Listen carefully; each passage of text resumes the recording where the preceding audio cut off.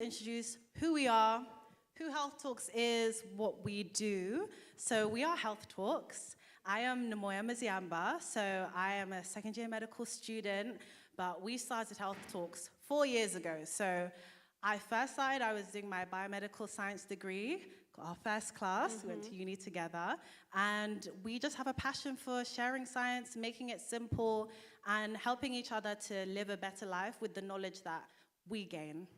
Exactly. So as Namoya mentioned, we started this off during the pandemic. My name is Zarina. I'm this other half of Health Talks, and I now work for Real Chemistry, which is a agency that does the comms for pharmaceutical companies. So anyone know AstraZeneca? Anyone know a cancer drug for breast cancer? Yeah, I'm looking at the doctor. I'm looking at the medical students. Come on, don't be shy. Cancer drug, very... Herceptin, it's a type of Herceptin, but it's an antibody drug conjugate. Kind of deriving of Herceptin. So if I say trastuzumab deruxtecan, do you know what I'm talking about? Okay, well, it's called Enhertu, and it's an antibody drug conjugate. Basically, the team that I work with does all the comms around that, so any milestones, press releases. Recently, the news is that it's not been recommended by NICE for NHS England, which is quite sad because the women who do have secondary metastatic breast cancer won't be able to have access to it, whereas people in NHS Scotland would, and they're campaigning for that right now. So that's what I work on, and we do have talks on the side as a project to put up programs like this, events like this. So we've done health fairs before, we've spoken about healthy habits, we've focused a lot on women's health in the past, as we're both women. So we've done menopause, the menstrual cycle, and how that affects exercise and nutrition. But this year, we did want to pay attention to men's health. So yeah, as she mentioned, us being women, we can be a bit self-serving. So for the last few years, we've been either doing health projects that help everyone or specifically women. But this year, we said, the men need our attention too, especially because actually in the well-being sphere, men are not specified as much at all. The gender gap, not pay gap, in college degrees awarded, so for us that would be university degrees, is wider today than it was in the early 70s. But can anyone guess who's getting more college degrees or more university degrees? Yes. The ladies, exactly. And actually, the attainment gap isn't just seen in universities, it's seen throughout the educational landscape. So at high school, girls' reading grades are much higher than boys, and even in maths, which has historically been very male-dominated in terms of achievement, girls are catching up, whereas in every other subject, boys are either falling behind or have maintained the same. And the wages of most men are lower today than they were in 1978, whereas women, across the boards, wages have risen. We also see a gap in the amount of fathers. So 1 in 5 fathers are not living with their children. So we can see that not only in academics, something is going on with men, but also in terms of the family. And we know that the family unit is not just something we speak about abstractly, but having a nuclear family that has a family unit that's all together helps with raising children with higher academic abilities, with less mental health, and it also is proven that more men who are within their own family, especially if they have children, are better well off mentally if they are living with their family than if they aren't. And that's the same with communities. Men are needed in communities like our community, in churches, and a lot of the time over the years, the presence of men have been disappearing. Men account for 3 out of 4 deaths out of desperation, so that counts as suicide and overdose. What is needed is a vision of masculinity that is compatible with gender equality, something which goes with what our society is saying today, but doesn't put anyone on the back burner. Of course, as women, we often see because we have gender disequality, but with men, they also need to be brought up and to somehow find a way to see if we can fix these. And today, we want to do just a little small portion of that by having the speakers that we have on today. And this gender discrimination and inequality has baffled lots of social scientists. They can't understand why this is the case. Even when they look into policies that do help men, for example, bursaries and schemes geared towards helping underprivileged young men, they don't seem to help actually increase attainment levels in universities. So I can understand, and even for me, as as an advocate for women's excellence, I can understand how it's disorienting when we speak about helping men, because for the last decade or decades, it's been all about helping girls and women catch up in STEM and across different fields. So now, today, when anyone says, oh, actually, we need to help our little boys and men, it's often taken as an attack towards women's progression. But it's not, and I don't think that we should think of it as that plainly. So it can be disorientating. However, we think it's important to talk about these issues openly.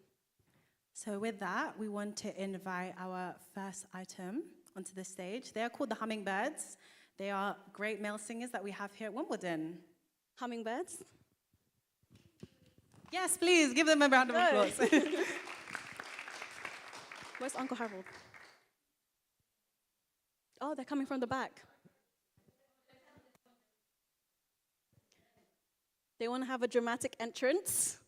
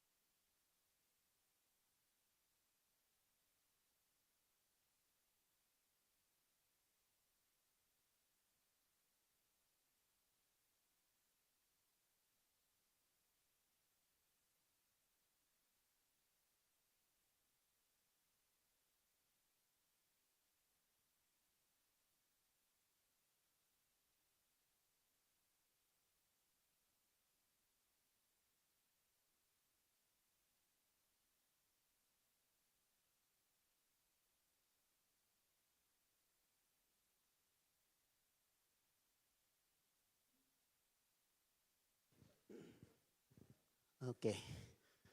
I think some of the birds are still flying. Don't worry, they will come, they will come. I think they're still in migration mode.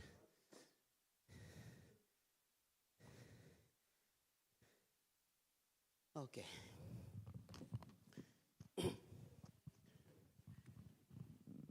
um, what we're going to sing now is entitled, I Am Willing, Lord. Most of us Christians are longing and trying to do the will of our Lord and Savior Jesus Christ. And this song, trying to convey the message of obedience to our Lord and Savior. So I hope you will like this. And this song is praise for the Lord, our Savior.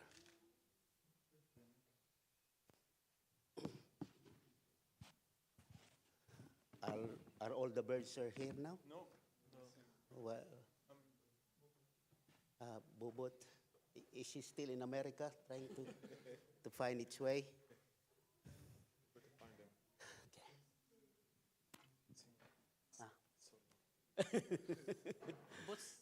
Sorry, we're waiting for somebody. We lost them on the short way, the back road.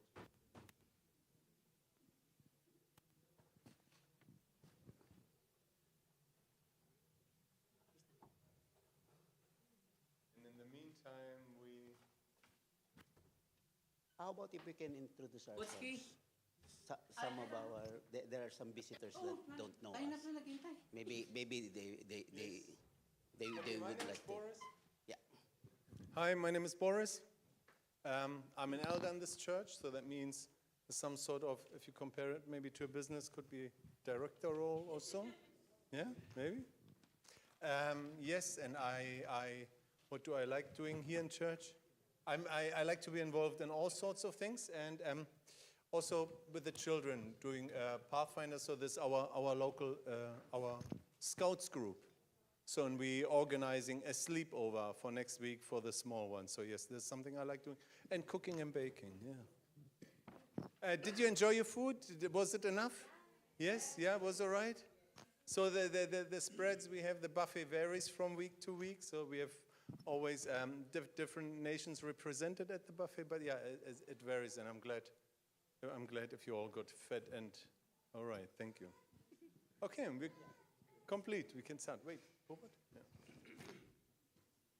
I'm not holding the mic. No, I'm not. Not when we sing. I do children's stories as well. I don't.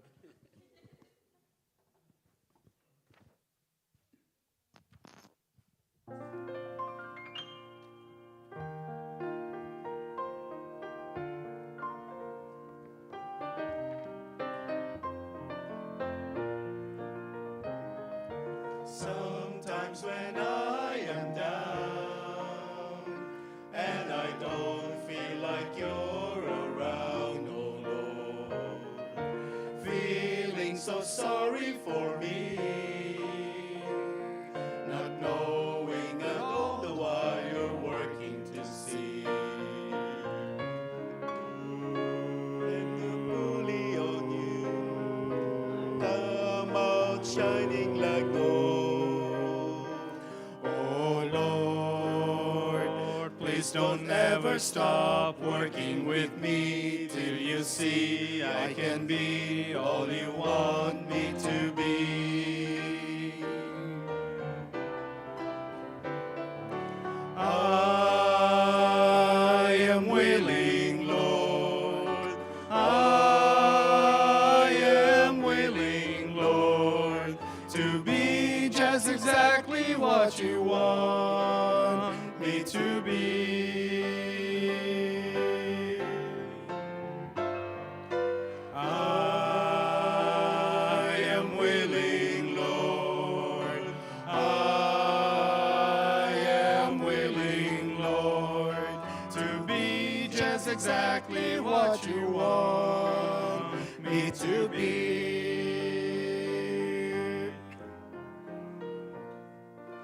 Often when I ask why, teach me then on you to rely, oh Lord. You surely know what is best. May I learn that in confidence and strength I can rest.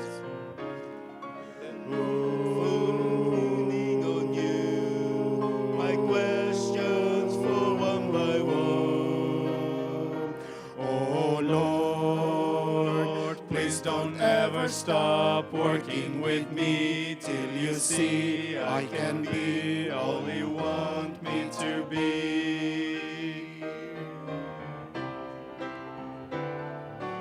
I am willing, Lord. I am willing, Lord, to be just exactly what you want me to be.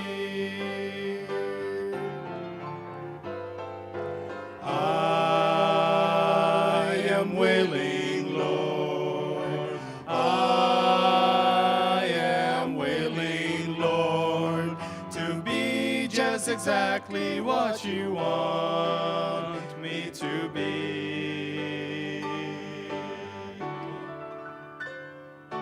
I am willing, Lord.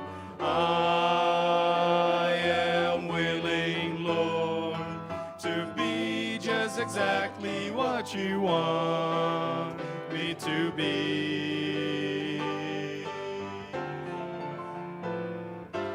I am willing, Lord. I am willing, Lord, what you want me to be.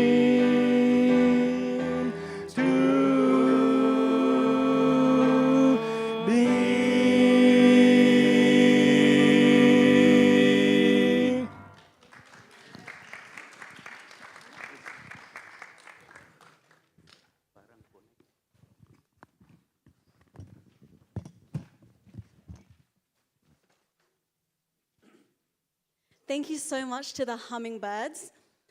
So to explain how this afternoon program is going to work, we have got 3 speakers who will give a short presentation each for you guys, and then afterwards we'll be having a Q&A.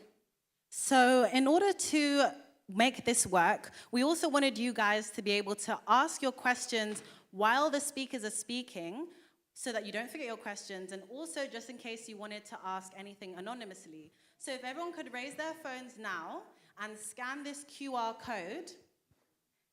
If you can't use the QR code, we do have a set of numbers. So what I'll need you to do, anyone who can't scan the QR code, is type menti.com and type in these numbers, 2937 1611. Repeat it. 2937 1611. Is there anyone who hasn't been able to use the QR code and needs my code again? Just raise your hand and I'll read it again. Okay. Alternatively, we do still encourage you guys to ask your questions live. So when we get to that part, if you do have a question, we'll have mic runners. If you just put up your hand, we'll come to you. But we understand there might be some questions you want to stay anonymous for, so that's what you would use That's Menti. what this is for. And it is completely anonymous. We really won't be able to tell who the questions are from. So please feel free, don't interrupt them while they speak, but you will have utmost ability to ask them anything you'd like at the very end. Next slide. Okay, so now for our first speaker. This is Dr. Vijay Kadari. His speech will be called The Key to a Man's Health, Physical Activity. So this is Dr. Vijay. Just give everyone a wave. I'm going to introduce him. Thank you. So many of you may know or remember from my intro that I'm a medical student, or as Dr. Vijay would prefer, I'm a student doctor. He is my educational supervisor at King's College London and a GP, so a general practitioner. He has taught me and my colleagues, if they'd like to stand. These are my 3 colleagues. Say hi to them. And I'm sure they can attest to what an amazing teacher he is, right? Yeah. His passion is not just for teaching, but also physical activity. He often makes us stand on one leg the whole lesson. He encourages us to, stand on one leg. And if I wasn't wearing heels, I'd have stood on one leg this whole intro just to impress and show how much we've got from that. He is not just a man who talks the talk, but he also walks the walk. He has a black belt in karate. I think I'm correct in saying that? Yes. So, if you disagree with anything in the talks, just keep it to yourself. No, he is really welcoming for all sorts of questions, so honestly, do feel free. So yeah, that's him, and he is an amazing teacher, so I'm sure you're going to learn so much from him today. So could we just give a hand to Dr. Vijay? Thank you all. Is this on? Yes, you can hear me. Right. So yes, I'm Dr. Kadari. Thank you for your time. I must say there's something very wholesome about being part of a congregation such as today that has come together to celebrate life and faith. So I wanted to thank you, Namoya, for the opportunity to do this. So The Key to a Man's Health. I was looking at this title. It's a great title, but actually, is it? Because it's not all just about men, is it? Ladies.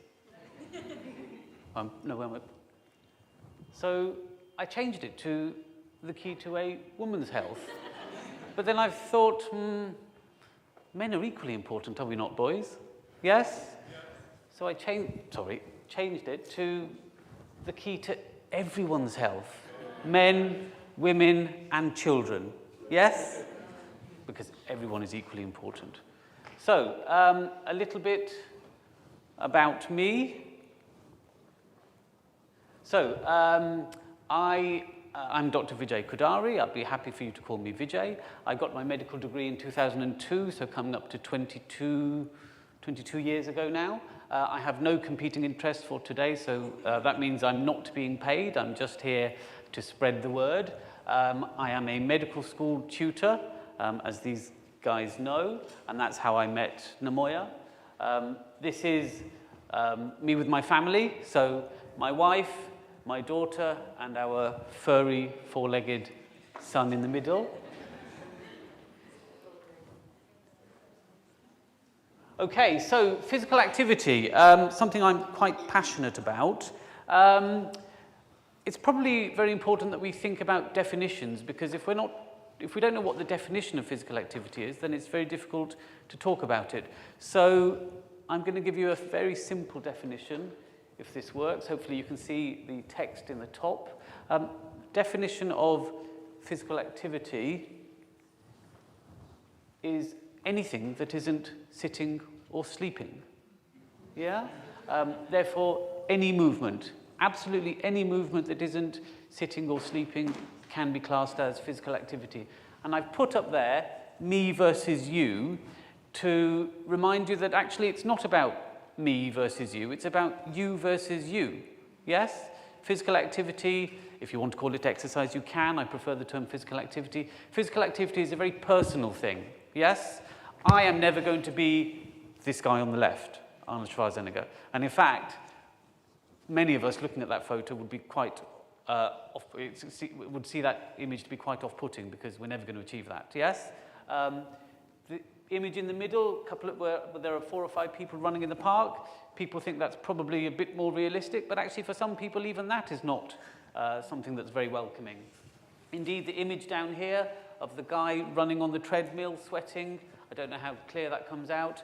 For some people, that is also quite off-putting, yes? So physical activity is a very individual thing.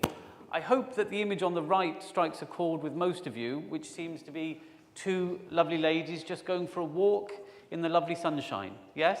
They are walking and talking. They are having a walkie-talkie. Yes? Yeah? And I'll ask you a rhetorical question. Who walked here today? And if you did not, at least walk in part, why not? It's a rhetorical question just for you guys to think about. So, physical activity for everyone. Standing. Yes, standing is physical activity. So, this is just a simple image of 5 people standing.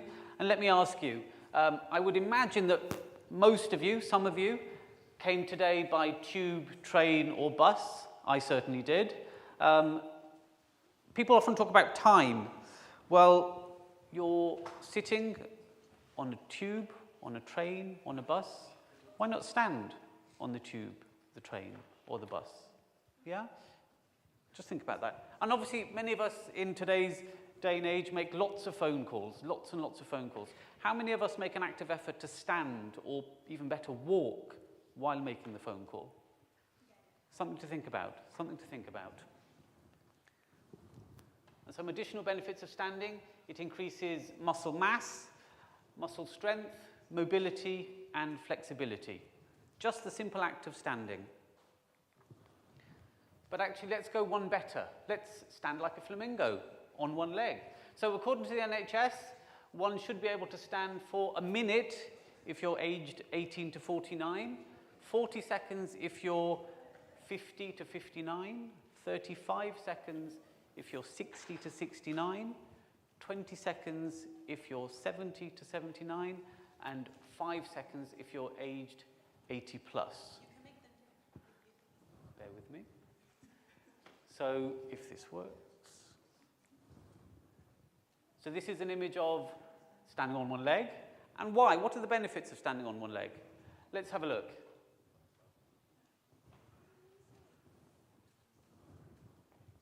So the benefits of standing on one leg include improved core strength and balance. We need balance for pretty much everything we do in life. A reduced risk of falls, hugely, hugely, hugely important. Who wants to fall over? And a reduced risk of death, would you believe? Because many falls, particularly in the older adult population, lead to deaths. So I'm going to invite you all now, you don't have to participate, but I'm going to invite you all now to stand on one leg, and let's do 30 seconds. So some tips. Stare at one spot and fixate on one spot. And if you're going to do this at home, if you're fearful of falling, which is natural, you may want to do it in a corner so you're less likely to fall. So do it in the corner of the room. Yes, and I think we're going to go for, what should we go for, 30 seconds? Yes? Shall we all count together? Yes? I don't have a timer. I'll have a timer. Shall we do a timer? Yes? You say when, Namoya. Okay, everyone get ready, set, go. Hands on hips makes it easier.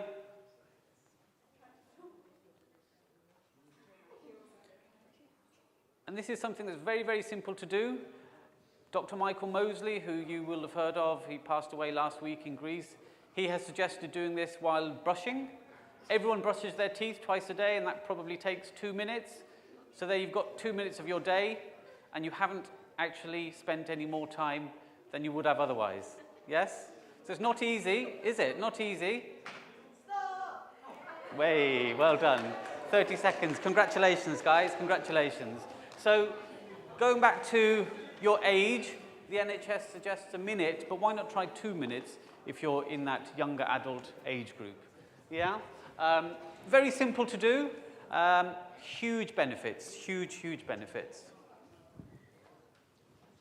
Right, so thinking about physical activity, it's very important to think about why we don't engage in physical activity, or certainly not as much as perhaps we ought to.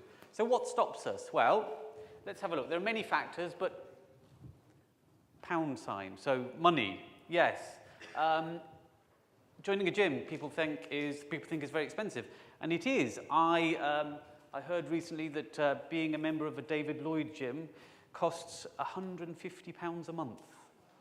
£150 a month, and that's a jaw-dropping sum of money that I don't have, yes? Clothing, gym clothing can be expensive, and sports equipment can be very expensive. But on the flip side, I would say in the UK we have many, many parks, all of which are free. We have many open spaces, many of which are free, and we have YouTube or internet workouts, and I would imagine that everyone here has access to the internet. So again, those are free. So finances shouldn't be a barrier. The weather, British weather. And we've all seen today, it's been a mixed bag, but currently it's fairly sunny. So the weather, rain. So, okay, that hasn't come out very well. But it does say, there is evidence that says that walking in the rain, or actually just after it's rained, boosts the immune system and mood. Yes? I'm not sure anyone really knows why. It's something to do with negative ions, the increased negative ions in the air after it has rained. But there is evidence that walking just after it's rained or in the rain improves mood and the immune system. There's an additional benefit as well. There was a study in Japan that showed that a rainstorm improves air quality by 20%. So that is the ideal time to walk because it's less polluted, and because of the negative ions, it's beneficial for mood and immune system. Yeah? So although it's raining or it's about to rain, that shouldn't stop you. Yeah? Another thing that often stops us, time. Many of us are busy professionals. Time is of the essence, or perhaps more importantly, lack of time. So what can we do to try and combat that? Let's have a look if this works. So I would suggest that you try and make time now for time later, by which I mean the more effort you put in now, the longer and healthier your lifespan. So really it is a matter of trying to make priorities in your life. Not easy, I accept, but trying to make priorities. So how can we do this? Well, People talk about exercise snacking, which I might talk about later. Take the stairs, yes? Walk at lunchtime. So with your colleagues, go for a walkie-talkie, yes? Let's have a walkie-talkie. And simple things like getting off at an earlier bus stop or earlier tube stop. Yeah? So today I thought about getting off at Wimbledon, but then I thought, no, I must practice what I preach. So I got off at Hayden's Road. Is it Hayden's Road? Yes? I can't remember. But yes, I got off at Hayden's Road. So, and it was raining. But hey, so what? Yes? Negative ions, yes. And it's cleaner, 20% cleaner. Yes? So these things are all achievable, but you've just got to put your mind to it.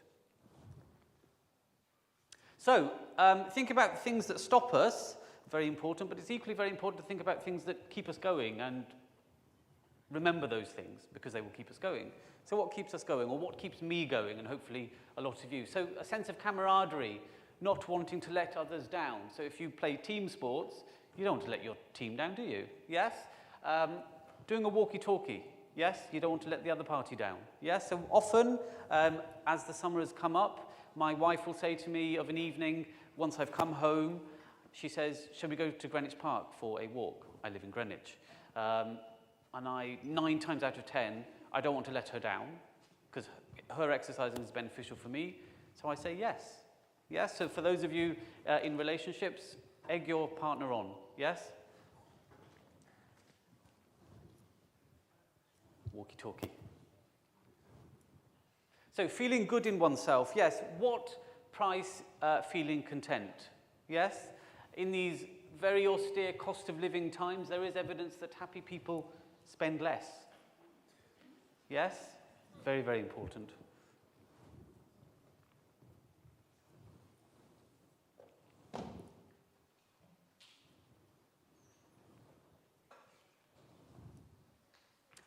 Many of us here are parents. The desire to set a good example to our children should be a tool that we use to get us going. Do it for them as well as yourselves, or even better, as we do for our daughter, drag her along with you. She'll hate you initially for it, but after the walk, she's probably going to enjoy it. Yes? So drag the kids along. Do it for your kids. Set them a good example. And a huge sense of achievement will be gained if you achieve something that you thought you couldn't achieve. So, for example,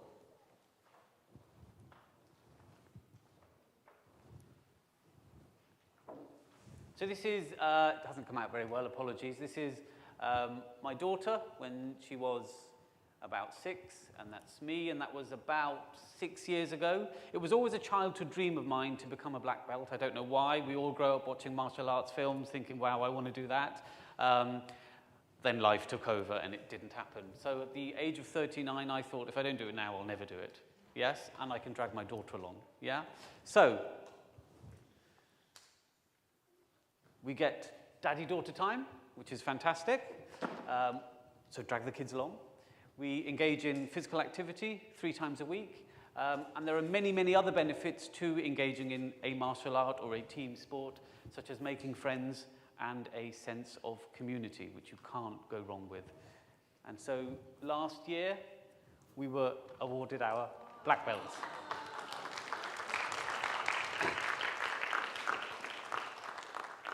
And we still go along, so the next stage is the next black belt. So it doesn't stop, but achieving something that you've always wanted is a huge sense of achievement. Yes? So medical benefits of physical activity. Yes, I'm a doctor. I have to talk about the medical benefits of physical activity. There are thousands, but let's just talk about a few. So people are happier. There's a lot of evidence that physical activity is better than antidepressants. Better than antidepressants. And there's a saying I heard once. Physical activity is the most widely available but the most underutilized antidepressant. Yes, I'll repeat that. Physical activity is the most widely available, but the most underutilized antidepressant.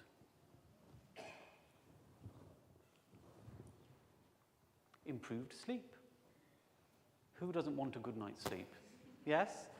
The only proviso is that ideally you wouldn't be exercising within 4 hours or so of sleep. Yes? Heart health, improved heart health. Yes?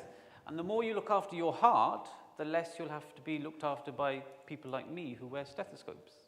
Yes? And that can only be a good thing. Bone strength. Yes? Weight-bearing activity, or in fact any activity, improves bone strength.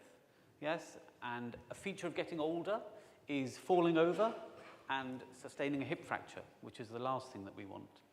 Yeah? Diabetes, the scourge of diabetes. Many of us in this room are at increased risk of diabetes by virtue of our ethnicities, yes?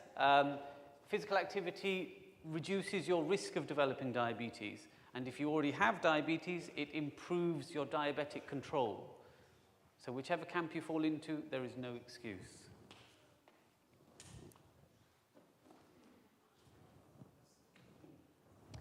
The immune system. This is a white cell surrounded by red blood cells. There is evidence that physical activity improves your immune system. So how does that translate to real life? It means you get ill less frequently, and when you do get ill, you recover sooner. You get ill less frequently, and you recover sooner. And this last thing, 1 in 2 of us, statistically, will develop cancer, sadly. This is an image of the large bowel, the colon. The red in the bottom is the cancer. But there is evidence that increased levels of physical activity reduce your risk of all forms of cancer, almost all forms of cancer. So I'm sure that there is something there that strikes a chord with all of us.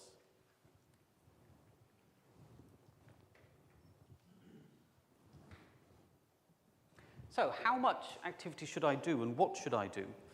The UK government recommends for children, on average at least 60 minutes a day. So go back to your childhoods and let's ask the children here today, do you achieve 60 minutes a day? He is, certainly.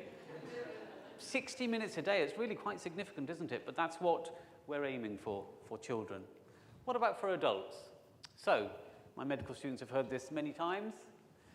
We are aiming for at least 150 minutes of moderate intensity physical activity per week, or at least 75 minutes of high intensity physical activity per week. And what is moderate intensity? What's high intensity?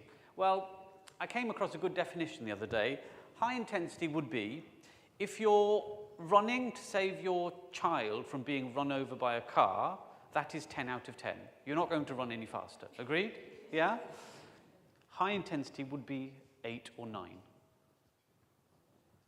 So really, really quite high intensity. And then moderate intensity would be perhaps 6 or 7. Yeah? But there's one other thing that we must not forget. So for those of us who are sadly over the age of 40, which includes me, there is a phenomenon called sarcopenia, which is the loss of muscle mass as one ages, as a normal phenomenon of aging, which we must fight. And the only way of fighting that is by engaging in resistance exercise. So that's weight training or body weight training over the age of 40, ideally at least twice a week. So there's a pictorial representation of all of this from the government. This is off gov.uk, and what I want to highlight here is the middle 3 points. Some is good, more is better. Make a start today. It's never too late, and every minute counts. So I'll run those by you again. Some is good, more is better. Make a start today. It's never too late, and every minute counts. So, some take-home points. Any movement is good. Something is better than nothing. Practical things. I've got a toilet downstairs. I've also got a toilet upstairs.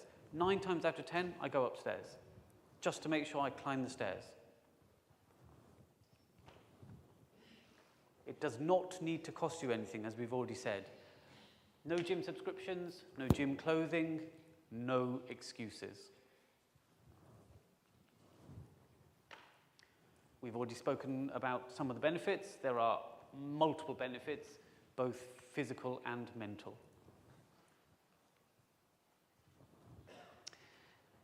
It might be worth considering doing something you enjoy with family and friends, because that will also strengthen relationships.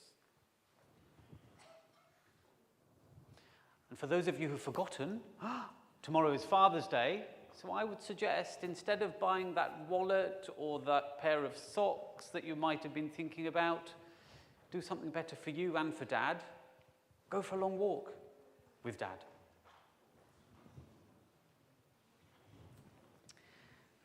Physical activity, hugely, hugely, hugely important, but don't forget the other aspects of life that we all need to consider as well.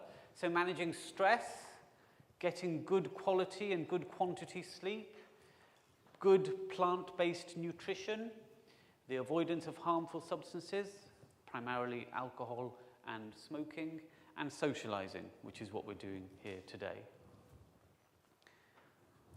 And then finally, for those of you who are stuck for ideas, I would suggest Joe Wicks. I'm a huge fan of his. He's on YouTube, so go Google YouTube, Joe Wicks. There is something for everyone, all ages, all levels of ability, and it's free.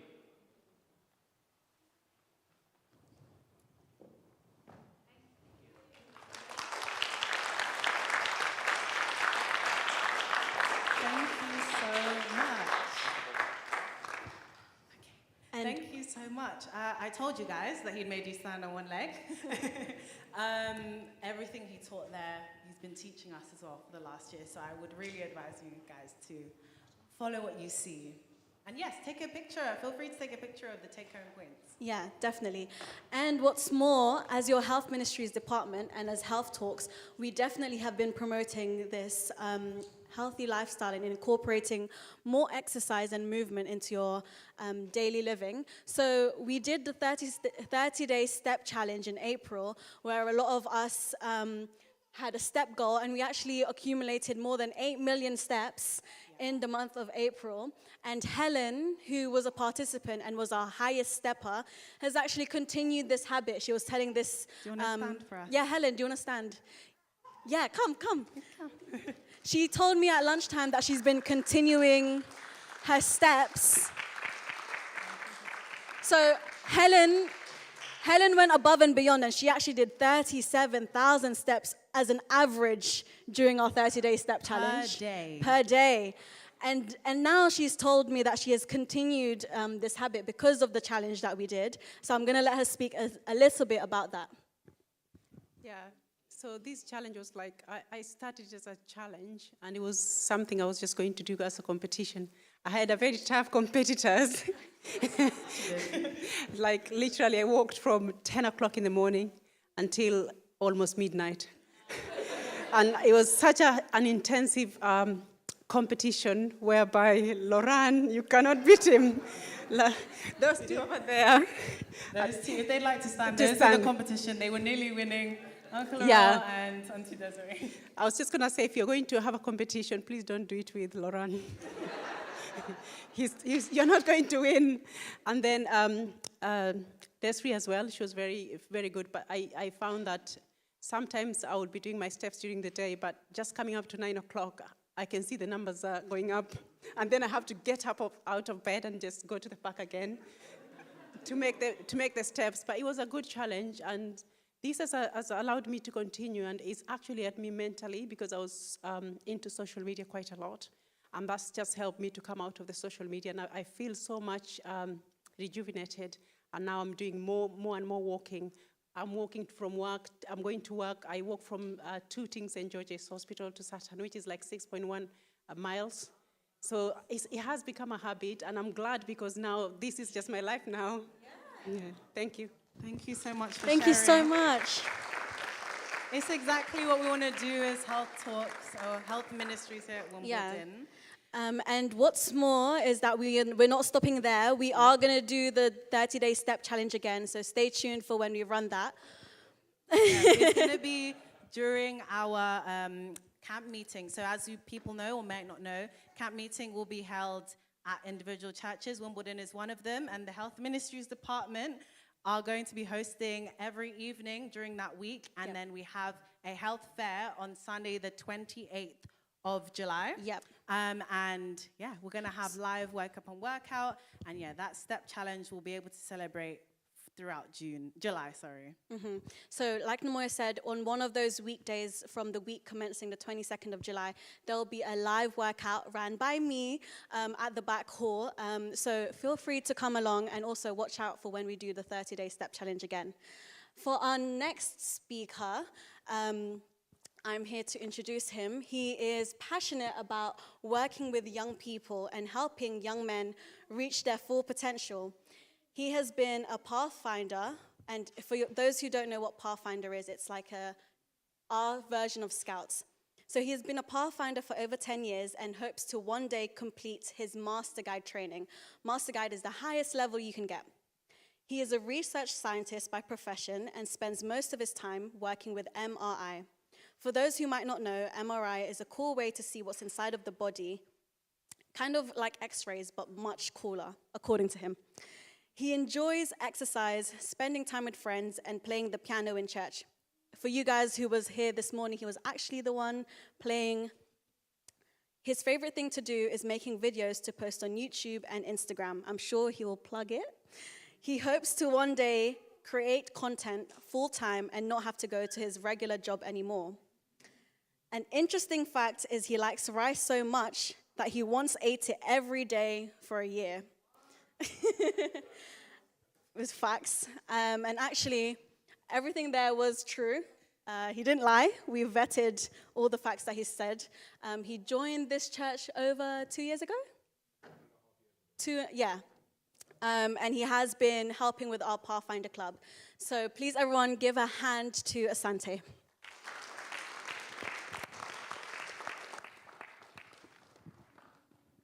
Hello, is this working?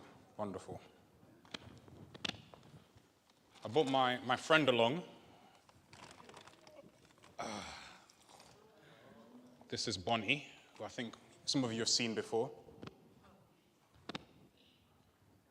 And I'll tell you why I brought Bonnie along.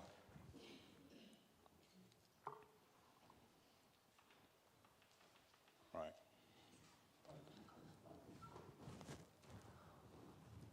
Hello, everyone, once again.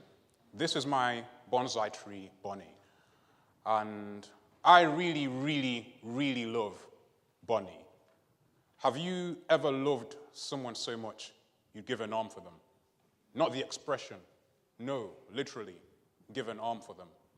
This is exactly the way I feel about this tree. And this tree is so sensitive, so sensitive.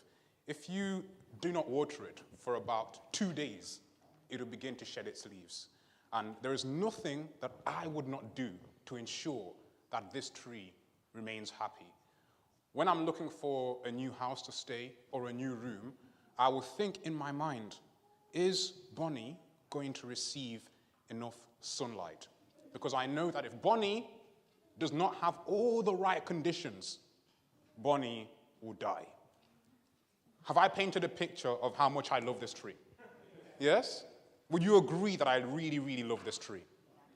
Now, as much as I love this tree, God loves you 1,000,000 times more than I love this tree. And in the same way that I would make sure that it has the right conditions to be happy, God does the same thing for us. And in the Bible, God laid out the blueprint for us to be happy. He laid out all the conditions that we need. And I'm going to be going through each of those today. They are 5 points, which I hope to cover. First, we're going to go through Genesis 2, verse 8 to 18, which is where we can find these points. Unfortunately, I can't read that. I'm going to have to turn my back to you. So it says, "The Lord God planted a garden eastward in Eden, and there he put the man whom he had formed. And out of the ground, the Lord God made every tree grow," Bonnie included, "that is pleasant to the sight and good for food. The tree of life was also in the midst of the garden, and the tree of the knowledge of good and evil." Now a river went out of Eden to water the garden, and from there it parted and became 4 riverheads. The name of the first is Pishon. It is the one which skirts the whole land of Havilah, where there is gold. And the gold of that land is good. Bdellium, the onyx stone, and there the name of the second is Gihon. It is the one which goes around the whole land of Cush. The name of the third river is Hiddekel. It is the one which goes towards the east of Assyria. The fourth river is the Euphrates. Then the Lord God took the man and put him in the Garden of Eden to tend and keep it. And the Lord God commanded the man, saying, of every tree of the garden you may freely eat, but of the tree of the knowledge of good and evil you shall not eat. For in the day that you eat of it, you shall surely die. And the Lord God said, it is not good that man should be alone. I'll make him a helper comparable to him. I went through that very quickly. And if you look at that right now, you might not think, where's the blueprint for happiness? Well, we're going to unpack it, we're going to dissect it, and you're going to see that there are 5 distinct points. We're going to go through it much slower, and I'm going to explain exactly how God laid out that a man should be happy. Are we okay with that? Yes. All right. The first one is a place to belong. Genesis 2, verse 8 says, the Lord God planted a garden eastward in Eden, and there he did what? There he put the man whom he had formed. God gave man a place to belong. I have not always lived in London. I started out living in Nottingham. And when I first came over to London, I used an app called Spare Room. Anyone know about Spare Room? All right, Spare Room. It's the trenches when you're looking for a place to stay. So I found a place on Spare Room, and I was sharing that place with lots of other people. And it was nice. The shower was beautiful. The room looked good. The bed was cozy. However, I could not cook there. I was constantly being monitored by CCTV, and I couldn't have guests. Was it prison? Good question. I did not feel at home. It was not my own place. I did not belong there. And no matter how much I tried to be happy, I was not happy. I was eating amazing food. I was sleeping well. Everything else I needed to be happy was satisfied to a T. However, I was in a place where I did not belong. And as a result, I was not happy. I was not happy. So the first thing that God did is he put him in a garden. That's where he lived. That's where he belonged. And I've started with the first point because as men, especially if you like cars, you might be tempted to, if you have a bit of money, decide to finance a car at the expense of maybe having a nice place to stay. Sounds foolish, however, I have contemplated this idea myself. I've always wanted a Porsche 911 Turbo S. And I always thought to myself, you know, if I was getting enough money, what would I rather do? Have a decent place to stay or have my beautiful Porsche? And it might be obvious to you right now what the right answer is. However, if you really, really, really want something, you might find your priorities mixed up. So this is the first thing to prioritize in our lives. If you can, have a place to belong. And that doesn't always mean have a massive house, have a house that you're paying for. It can look like that, but it can also look like a place where you feel welcome, a place where you're not being monitored 24/7, a place where you can cook, a place where you can just do the things you want to do. The first thing that God did is he gave him a place to do what? A place to belong. That's the first part of the blueprint. Second part is a place with pleasure. And we see that in Genesis chapter 2, verse 9. And out of the ground, the Lord God made every tree grow. That is what? Pleasant to the sight and good for food. Pleasant to the sight. That means God gave Adam things that had a positive effect on his senses. And in church, sometimes pleasure can have negative connotations. We often talk about the pleasures of sin. And, rightly so, because there are some pleasures which we should not engage in. But there are other pleasures which God does sanction. God gave Adam plants, trees, which were pleasant, good for food. He could have made every tree look identical. He could have made every tree look gray and bland and boring. But for some reason, God went out of his way to make it pleasant to look at. What does that mean? It means that for our happiness as men, we need pleasures.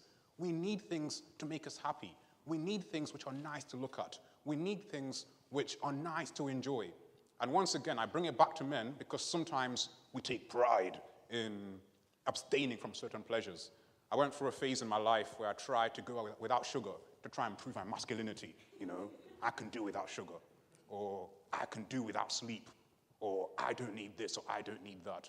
Sometimes men will do those things. They'll try and rob themselves of things which are pleasurable to try and convince themselves that they are manly. I know I've done it myself. Sometimes I even went through my whole cold shower phase. I hold my own reasons for that. However, God wants us to be happy, and there are pleasures that he has sanctioned, pleasures which he wants us to enjoy. If we are not enjoying pleasures, it's very difficult to go through life.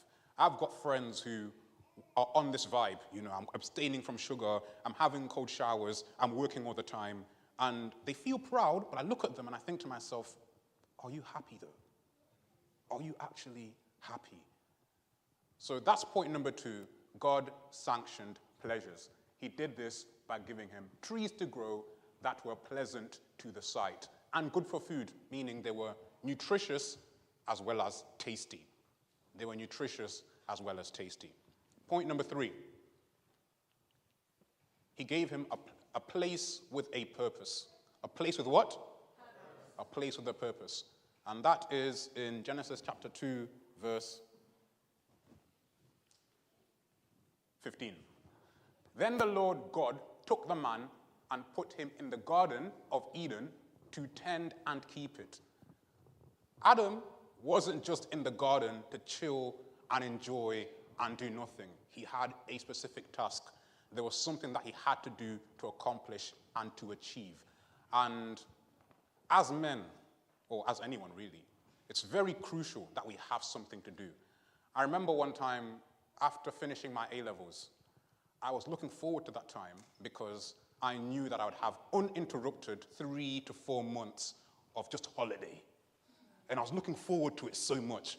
But 2 days into that, I was thinking to myself, oh, what am I going to do? I was so bored. And one of the things that makes me really angry, I like to think of myself as a calm individual, but there's one particular thing that makes my blood boil, and that is being stuck in traffic with nothing to do. Not having a purpose, just being stuck there at the wheel. I would much rather take a longer route where I'm actually driving than be sat there doing nothing. Can anyone relate? This comes from our need to have a purpose. We want to be doing something. We want to be active. As men, if we are not doing something, if we are not fulfilling a mission, if we don't have a purpose, we will not be happy. And you might be sat there thinking, what is my purpose? What should I do? Hopefully, my diagram made it in here. I inserted it last minute. Wonderful. There is a Japanese concept known as ikigai. Put your hand up if you've heard of ikigai. Wonderful. It means a reason for being. So if you're sat there thinking, what is my purpose? What do I do? What is my mission? What am I going to spend my time doing? Ikigai is the intersection of these 4 points. What you love, what you're good at, what the world needs, and what you can be paid for. So I'm going to give you an example of myself quickly. I love speaking, I love teaching, I love reading and explaining things into a way that's easy to understand. 2, I'm good at, oh man, this is going to sound a bit big-headed, but I believe I'm good at communicating. Number 3, what the world needs. The world, I believe, needs knowledge distilled into information that they can receive and process. And number 4, can I be paid for that? Well, hopefully. I've not been paid yet, but hopefully I can. And some of you guys know, as Arena plugged before, I have a channel, I release videos on YouTube and Instagram, where I do this very thing. And I'm telling you that when I'm doing that, I can't imagine being happier than when I'm making those videos, writing the scripts, recording the scripts, editing them, releasing them. Is it work? Of course it's work. Is it difficult? Of course it's difficult. But I believe that's my purpose because it satisfies that criteria. So if you're sat there and you're thinking, what's my purpose? What's my mission? You don't have to have all the answers now, but at least have this framework in your mind as you go through life. Observe. Are you taking a certain liking to certain things? Are there particular things that people say, I think you're good at that? Pick up on those things. Keep a mental note. And then at the point when you want to pursue your purpose, you can bring all those things together and say, that is my purpose. Next one. God gave him a place with what? He gave him a place with choice. And that is in Genesis chapter 2, verse 16 and 17. And the Lord God commanded the man, saying, of every tree of the garden you may eat how? You may eat freely. But of the tree of the knowledge of good and evil you shall not eat, for in the day that you eat of it you shall surely die. I love this verse because it indicates how much freedom of choice God gave Adam. Sometimes people who are anti-religion say that God is a God of restriction. God doesn't allow you to do that. God doesn't allow you to do that. And especially as Adventists, God doesn't allow you to eat pork. God doesn't allow you to drink. God doesn't allow you to have sex before marriage. God doesn't allow you to do this, blah, blah, blah, blah. All these things that God does not allow us to do. But in Eden, we see the opposite. Just imagine how many trees were there. Let's say 1,000 trees. And only one tree you can't eat. So, mango tree, yes. Apple tree, yes. Orange tree, yes. Yes, yes, yes, yes, yes, yes, yes, yes, yes, yes, yes. And how many no's? Only one no. God is not a God of restriction. He's a God of freedom. And God intentionally designed this because as men, we need freedom of choice. We need freedom of choice so much that there are certain things that we find enjoyable, which if we are forced to do them, we will cease to find them enjoyable. Example, I sometimes like to wash dishes. It's therapeutic. I put on music and I just wash them clockwise on the inside, anti-clockwise on the outside. I've got it all down to a science. Now, if someone is to say to me, Asante, I am forcing you to wash these dishes, will I still enjoy it? Of course not. I don't want to be compelled. I don't want to be forced. And no man likes to be forced. Okay, no one, including women, but obviously I'm talking to men here. Men do not want to be forced to do anything. If you take away their freedom of choice, take away their ability to choose what they want to do, that fosters an unhappy environment. That is point 4 of God's blueprint for a man's happiness. And finally, the last one is a place with companionship. And that is verse 18. And the Lord God said, it is not good that man should be what? It's not good that man should be alone. I will make him a helper comparable to him. My final story. I like getting my hair cut because when my hair is out of control, I look very messy and unpresentable. When I was younger, there was a barbershop I would go to. And this was before you could book a time at the barbershop. You'd have to wait. And sometimes you could wait for hours. Has anyone ever experienced this? Waiting for hours at the barbershop. When I was sat there waiting, I noticed something which annoyed me so much. There were always a group of people who, regardless of whether they needed a haircut or not, they would be sat there just chilling. And I was thinking to myself, what are you doing? Do you not have a life? Some of them had no hair. Some of them were completely bald-shaven, but they would be in the barbershop. What were they seeking? Companionship. That's why they were there. Some of them were old men who maybe they don't have any other friends. And the only place where they know, where they can find companionship, is in the barbershop. And obviously, as I grew older, I realized, oh, okay, men need companions. And it doesn't just say any kind of helper, a helper who is what? Comparable to him. That simply means people that you can relate to. It is very possible to be alone when you're amongst a crowd of people. Anyone ever felt like that? It's a horrible, horrible feeling. And you feel like that when you feel that you don't belong, people can't relate to you, you're not on the same wavelength as people. People are not comparable to you. But God gave Adam a helper, and not just a helper, but a helper comparable to him. So the final part of the blueprint is You cannot do all these things on our own. We can't. I've gone through several points, and the points are here,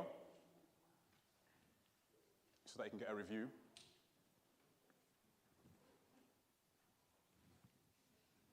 Okay.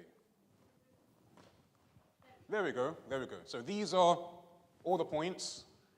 Internalize them, keep a mental note.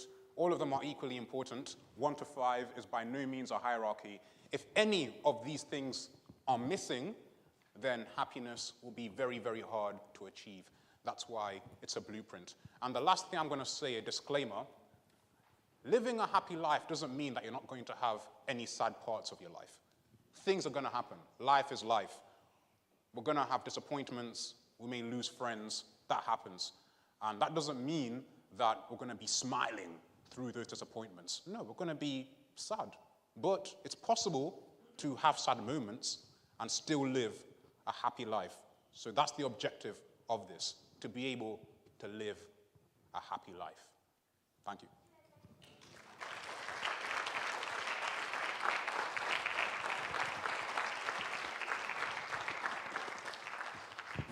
Thank you so much, Asante. Just quickly before we move on, there's been a car, our car, sorry, my family car, where it's been smashed. So if anyone knows anything about it or heard or seen anything, please speak to my dad, Daddy Wave. It's grey, a Yaris, and it was just on the side of the road. So if you know anything, sorry, I don't know my own car. It's a Toyota car. If you know anything, please speak to my dad. Sorry to interrupt. Because we just need to have like approximate time it happens, because the police would like to have that time element. If any one of you seen or heard, have you heard aloud? I haven't heard anything. Maybe while we are singing. Maybe they don't like my voice. That's why. Or somebody get crazy and smash the car. Yes, my friend.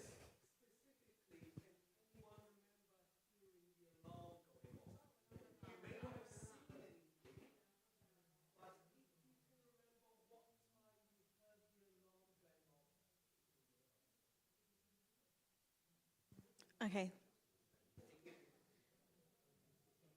Thank you. Just as a reminder, as you're hearing the talks and as we're about to hear the last one, if you have any questions you'd want to ask anonymously, the Menti can be scanned using the QR code. Alternatively, you can use this number. So if you go on Google, type in menti.com, the number is 29371611. 29371611. Or when we go to our Q&A section, you can just ask live in the audience here. Yeah, and write down your questions if you do want to ask them later. Okay, so moving on to our final speaker for the evening. It is Aiden Siage. I think I've said that correctly. Aiden is a jack of all trades and a master of one.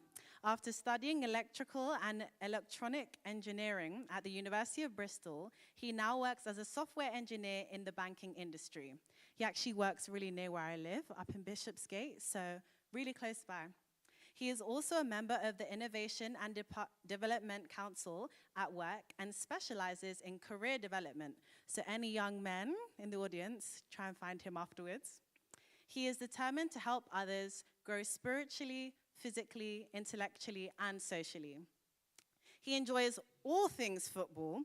He has been to 60 stadiums in 7 different countries and is also a level 5 FA referee. For anyone who understands what that means, you'll understand how good that is. Owning a football club is actually an aspiration of his. Fun fact, he has been working on a family tree for 8 years. So I know a lot of us might have big families, but he has 224 people so far and 42 first cousins. So with that, I'd like us to give a hand to our final speaker, Aidan.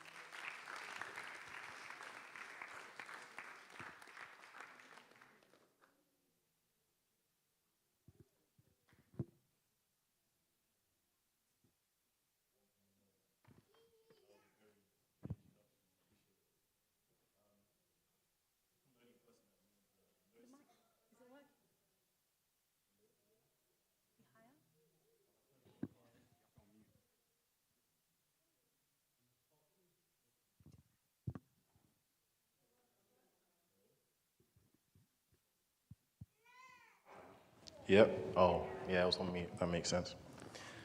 I was going to say thank you, Namoya, for that lovely introduction. All those things were true. Okay, wow. Today's been really interesting, hearing the first two talks. I don't know if I'm happy being last or not, but anyways, we're here now. So my talk is called We Who Suffer Silently, and hopefully that will make sense as we go along. Oh, my days have gone too far already. Okay. So, we'll start with a question, as usual. Have any of you had a piece of technology not work for you before? Yeah, I was assuming I'd get a lot of no's. Sometimes our laptops can be slow, our phones aren't responsive, and it can just really ruin your mood for the whole day. And this week I actually had one of the worst kinds of tech breakdowns. It was actually my back. Right? Our bodies are most useful parts of technology, right? And I had really severe pain in my lower spine. And I was having difficulty walking, difficulty sitting. I couldn't even sleep comfortably. But luckily, I went to the GP and they were able to see me very quickly and they prescribed me some really strong medicine. So I thank God for making me feel better and even letting me come and speak to you guys here today. But what I wanted to get from that question is, we see every day in our lives and in all the things that we own and that we use that things breaking is a common occurrence. But it's also something that's frustrating and it causes a lot of suffering. So today, I want to articulate some of the societal difficulties that I think we're going through because of things breaking, and try and articulate what my age mates and I are facing and shine some lights on the threats that are waiting for us in the shadows, and hopefully at the end even propose some information and some immediate actions that we can take to help us, to help we who suffer silently. Okay, in 1949, a man called George Young wrote in a magazine for the BBC, to understand the man, you have to know what was happening in the world when he was 20.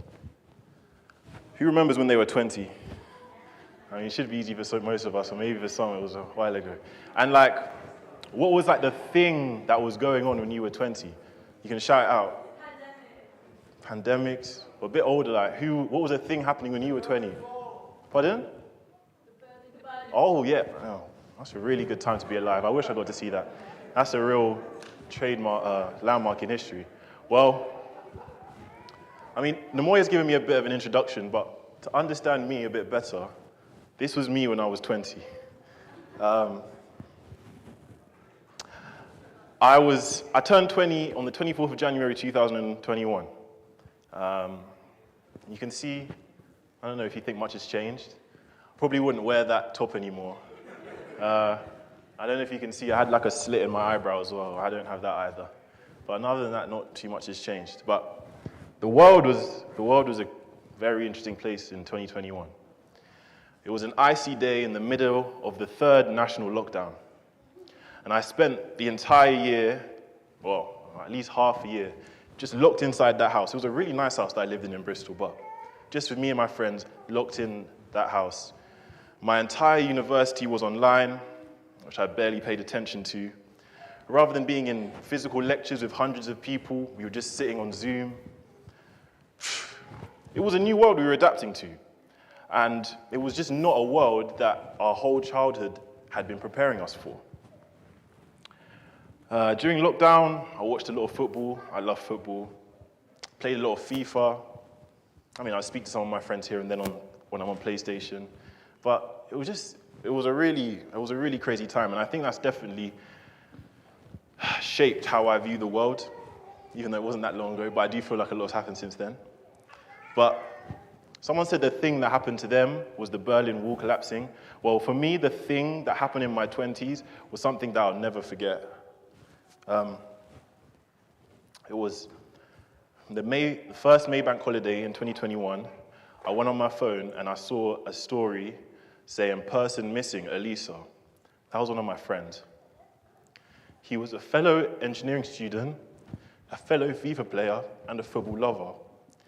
And just like me, another young man in his 20s. Then, on the 4th of May, 2021, to my utter disbelief, my fellow student and Elisa's body was found in the Bristol Harbour. He had taken his own life. And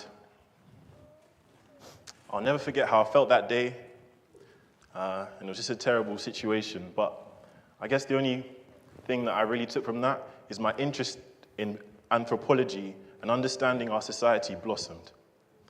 I wanted to know more about a society where such a thing could happen.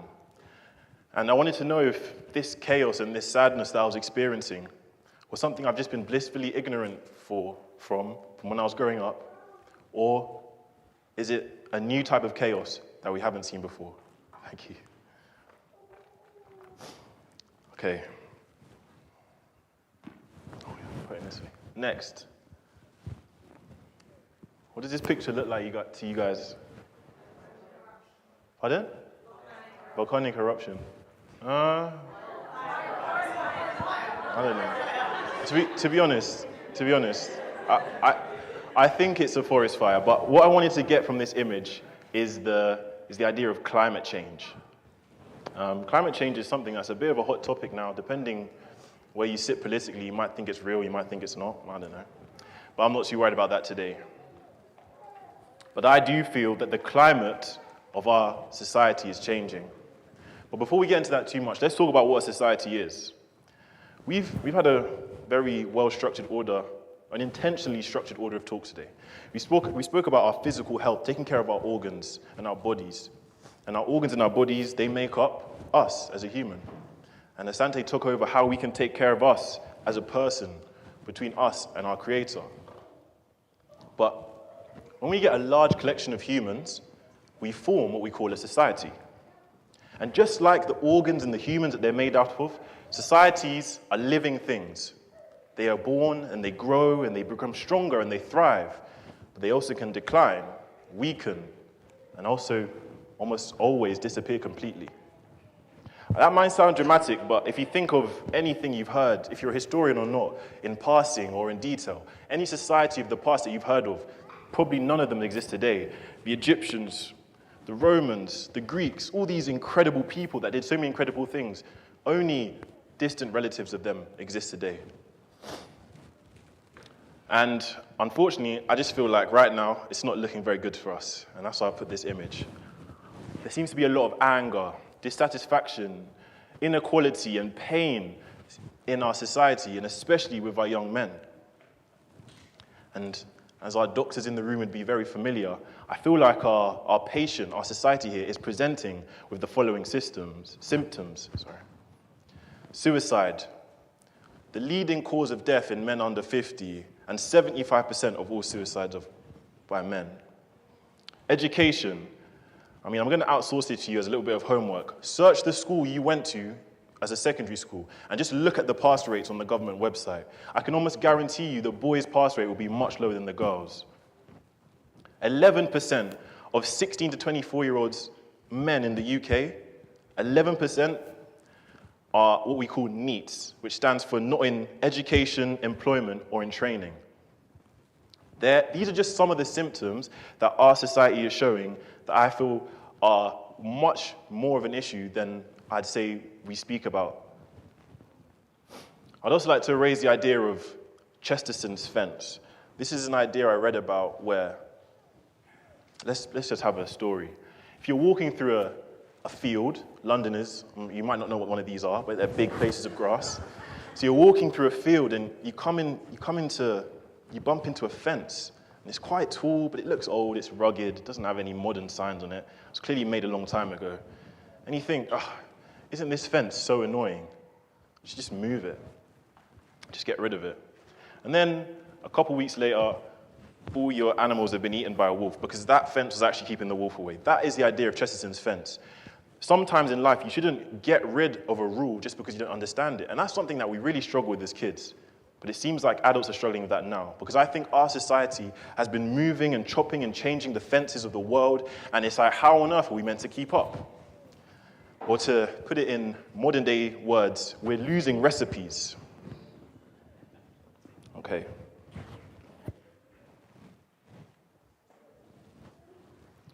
I was going to ask another question, but I'm actually just going to assume everyone here has a smartphone, or everyone here has a phone.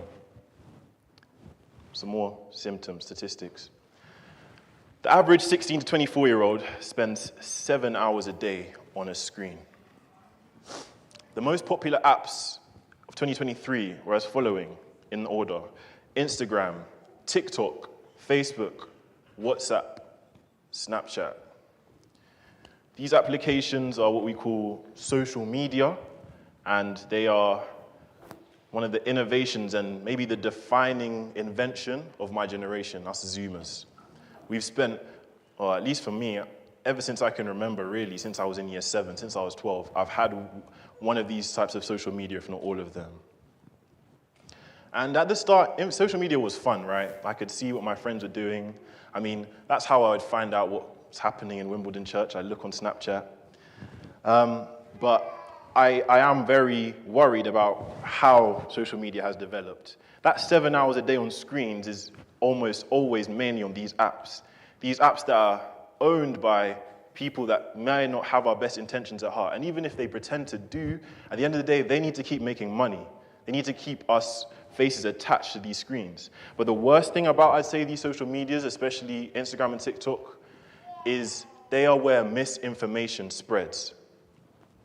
There's an old saying that we used to get when we were younger saying, don't believe everything you see on TV.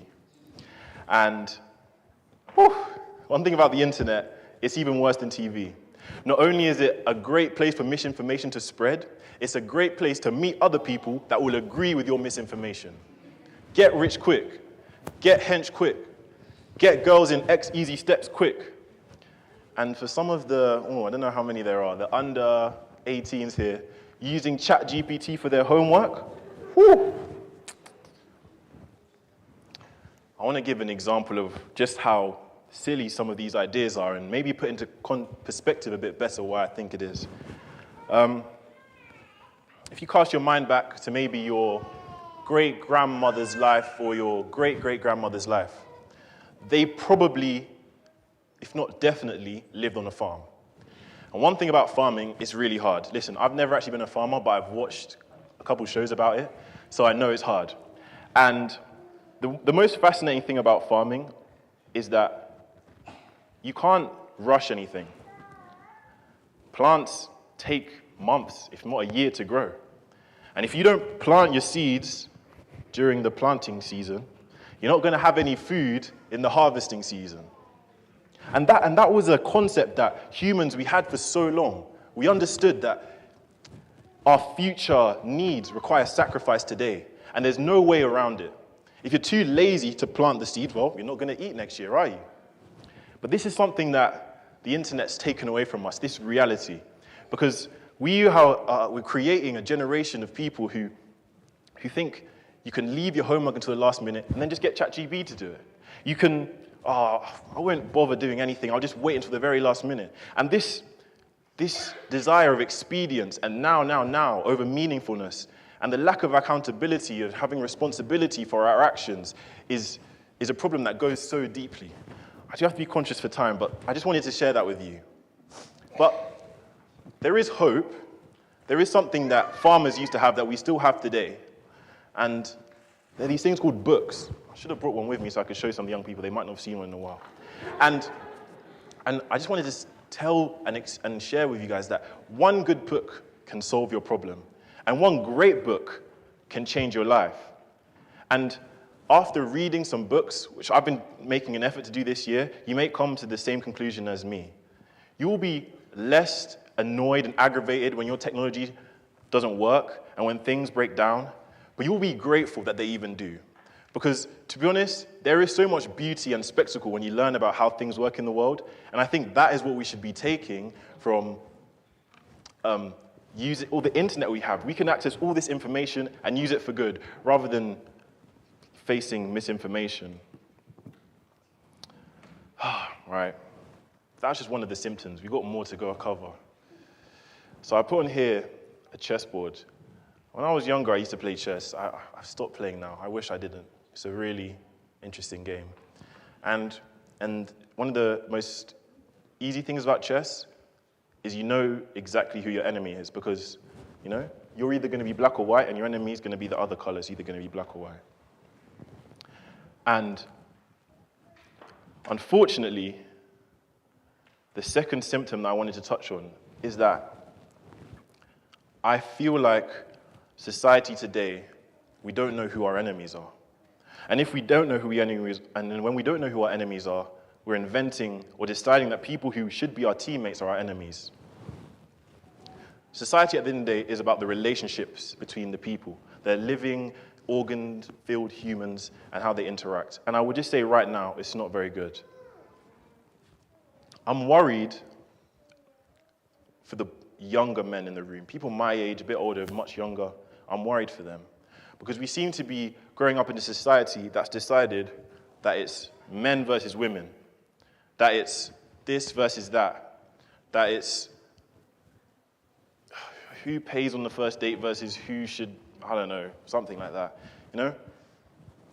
And then even more dangerously, something that slipped under the covers recently, is the rise of influencers such as, dare I even say it in the house of the Lord, Andrew Tate, who has captured the imagination of young men, feeding them and teaching them and how to disrespect women at a young age and to be on the defensive as a default. Whereas we know, luckily people that go to church, that that's not the right kind of attitude you should be having at any age, and let alone at a young age.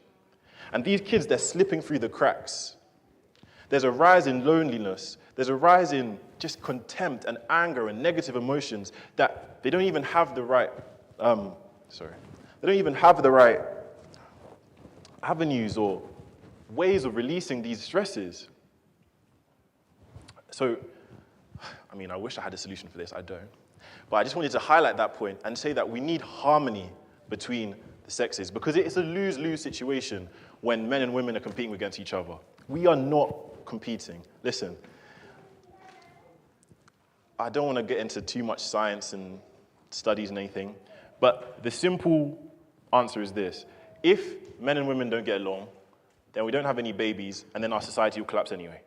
So we need to learn how to work together and not have young men finding young women as an enemy. And if I was having this conversation to young women, I would have said the exact same thing. We can't have young women hating young men, because they are not your enemy. They are not your enemy. Well, I could probably stand here for an hour going through all these symptoms, but I don't have too much time. So I wanted to move on to the more positive aspect of my talk today. Because I think, as a man, sometimes we can feel like we only have two options. We take that red pill, the world is horrible, I just want to get out of the matrix, I want to stop engaging in society and working properly. Or we can take the blue pill, where we just live a world of escapism, just keep playing video games, keep taking this, keep taking that, to make sure that we don't have to face the reality of the world. But I'm here to encourage young men that there is a third option, and there's a fourth, and there's a fifth. We can find other ways to interact in society and make it a better place for the people that are going to come after us, and even for ourselves. There's a lot of people who use their pain and their anger as a motivator, as a fuel for how they want to go on in the world. But I also want to implore them and remind them that pain is a fossil fuel, all right? Going back to our climate change point. And I will I will never tell someone to not use someone that's wronged them as a motivation to do better or a failure to motivate them to improve. But it can't be your long-term goal. Use that to burn a little bit, get the energy up, but you need to always remember that you need a sustainable method to keep going. And that only comes from love and positive emotions. Okay. Being alive in 2024, despite everything I've just said, however, is still the best time to be alive. I mean, especially if you live in the UK, there's such a wealth of opportunities, there's food to eat, and we really have to make the most of where we are, because it could be much worse. And that's why I've come to present to you my new little acronym, I should call it. And I've been working on this the whole year, so hopefully you guys find it useful. Oh, maybe I was meant to, okay, there we go. I present to you guys perks. Okay, perks is a method that I came up with at the start of the year. You got a little bit of a hint when I had my introduction. Perks is meant to help you spiritually, physically, mentally, and socially. Let me just go into a bit of detail of how perks should work. So perks is a daily challenge. If you're someone that does a to-do list, you should write this down at the top of your to-do list. If you're someone that just has a mental list, you should do that. If you're someone that uses your phone as a checklist, put it on your phone. And I implore everyone, not just the men, the ladies as well, to try perks every day. And I'm just going to go over a couple of the caveats to make sure you're doing perks properly. Pray. This one, I probably don't have to explain it too much to everyone in here. But I think it's really important, for men especially, to articulate their feelings. And I know it's hard for some men to articulate their feelings to someone else, but guess what? You don't have to always do it to someone. You can do it to the Lord. And you can really benefit from putting into words what you're going through. I know that might sound crazy, but I promise you, there's a difference between thinking something in your head and actually saying it out loud and making it real and making it tangible. Exercise, I don't have to go over that because Dr. VJ went through all that nicely for us. Read. Honestly, if you could swap out 30 minutes of your 7 hours a day of screen time with reading a book, you will start seeing your life change immediately. People always try and argue with me and say that, oh, Aidan, on TikTok I learned things though. And I say, but what did you actually learn? Honestly, reading books, you're getting an experience to get maybe years of learning in one short amount of time. And it can revolutionize your life. I know there's a generation of people that would think I'm being silly for telling people to read. Of course you read, but no. I think for us, we need to learn it the most. And then maybe the most important one for today is compliment. When's the last time anyone in here actually complimented another man? Like, if your answer isn't today, this is why I've added this one in. Because I think one thing as men in society, we don't receive a lot of compliments to the point that you could probably remember all the compliments that you got in 1 year, which is really quite sad. And also, our compliments are sometimes like, oh yeah, I like your car, I like your shoes, I like your jacket maybe. But when's the last time you complimented someone on the content of their character?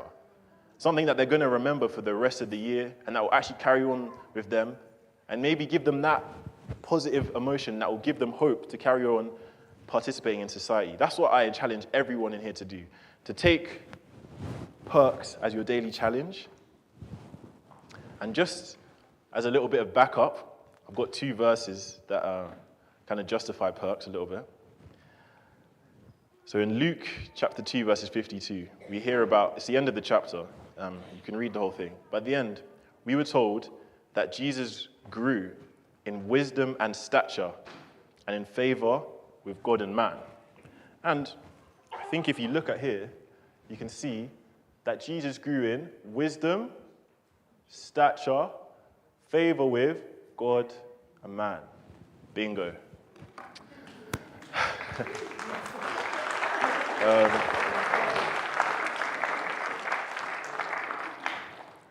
And just again, the book I've been reading this month has been the book of Matthew.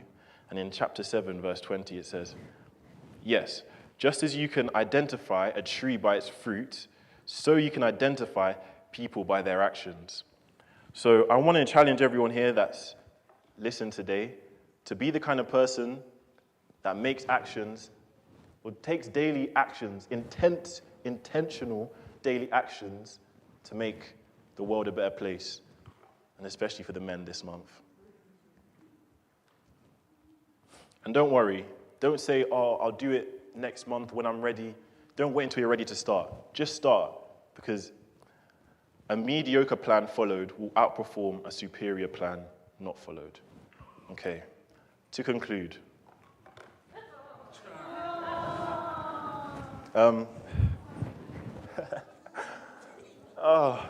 So I was just, when I was preparing this slideshow, I stumbled across this, and that's how I knew I had to add it. This is actually a picture of, that's me there.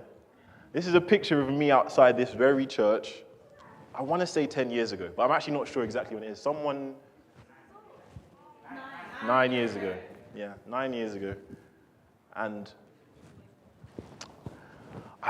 when I saw this picture, I really smiled, because I thought, sometimes I wish I could go back in time and just give all these young men some pointers and just give them a bit of a pat on the back and a bit of a word of confidence, just to say, listen, you're actually going to be fine. You guys are all going to grow up, and you're all going to go on to do loads of different really exciting and amazing things. But that's kind of what I want you guys to think about today. I'm sure you all have young men in your friends, your families, your communities, and I want you to be that person that tells them the things that you wanted to hear when you were that age. Because these are the future of our society. And if we're going to have any chance of it not disappearing, it's in their hands. My age mates that are here today, we're not as young as this anymore, but I'm thinking of you as well, because we're navigating a treacherous world. Things happening every day that we couldn't have ever imagined would happen. And also, the men that are elder than me, we're thinking of you as well. You're relied on every day to be wise and to be strong. And I just hope that you'll get a couple more compliments this year. I want all men to have a healthy, fulfilling life, just the way that God intended for them. So please, everyone today, take this very seriously. Intentionally go out of your way to love the men in your lives. We who suffer silently. Thank you.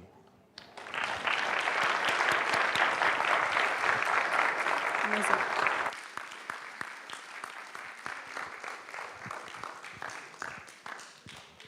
So guys, you heard it there. Please compliment all our speakers when you get the chance afterwards. This is your time. And make it about their character, not about their nice suits. Can we give them all another hand, please? Yes. Can we just have them stand up? Can I have the speakers stand up, please? Stand up. Stand. Stand. Could you stand? Another hand, please. Yay.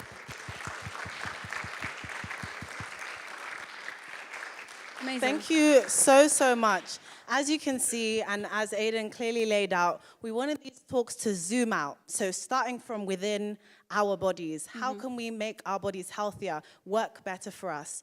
Zooming a little bit further out into who we are, what is God wanting for, I say our plan, but we're focusing on the men, so you guys' plan. And then zooming further out to society and how we can use ourselves to better that society. So we really hope you learn some things, and we also hope you have loads and loads of questions. So we're just going to take a second, set up our panel. Yep. That you guys the panelists ask. come up to the front as we take on the Q&A portion? And can I have my mic runners up? Get a mic. Karis and Elizabeth. If you have a question, please raise your hands. Do you mind bringing a chair? We should stand. Daniel, can you bring a chair for me, please? That's fine.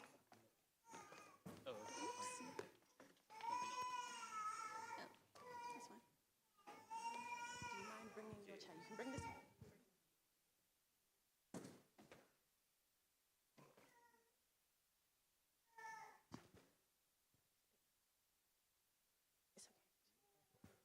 Use these. If you'd take a seat, that'd be great. I think we need another chair. 2 more.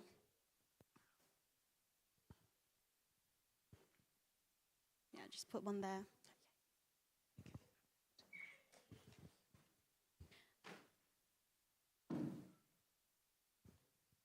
Take a seat.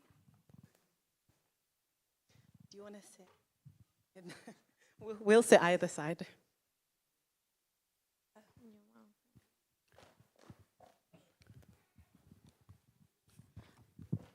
Okay, before we start, I wanted to ask everyone how they knew about this event. So if you were from Wimbledon Church and you found this out from me doing announcements for about a month straight, can you stand up? Amazing, thank you. And then now, if you were invited by one of the speakers, so Aiden, Pastor Warren, Asante, Dr. Kadari, could you please stand? Or Namoya and myself, could you please stand up? Nice. Amazing. So, Namoya, I think those are your medical so school colleagues. I've introduced, but these are my medicine colleagues, year 2, KCL. So give them a wave, have a chat to them afterwards. And your... Yeah, that's my brother and my dad there. I saw one of my best friends, Stefan, over there. He's a local lad. And I saw Myron as well. I don't know if I can claim him. He's from my church.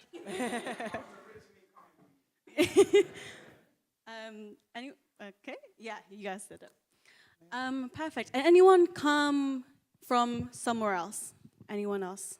Is there anyone from the Eventbrite itself? Okay, cool. So it all seems like family and friends.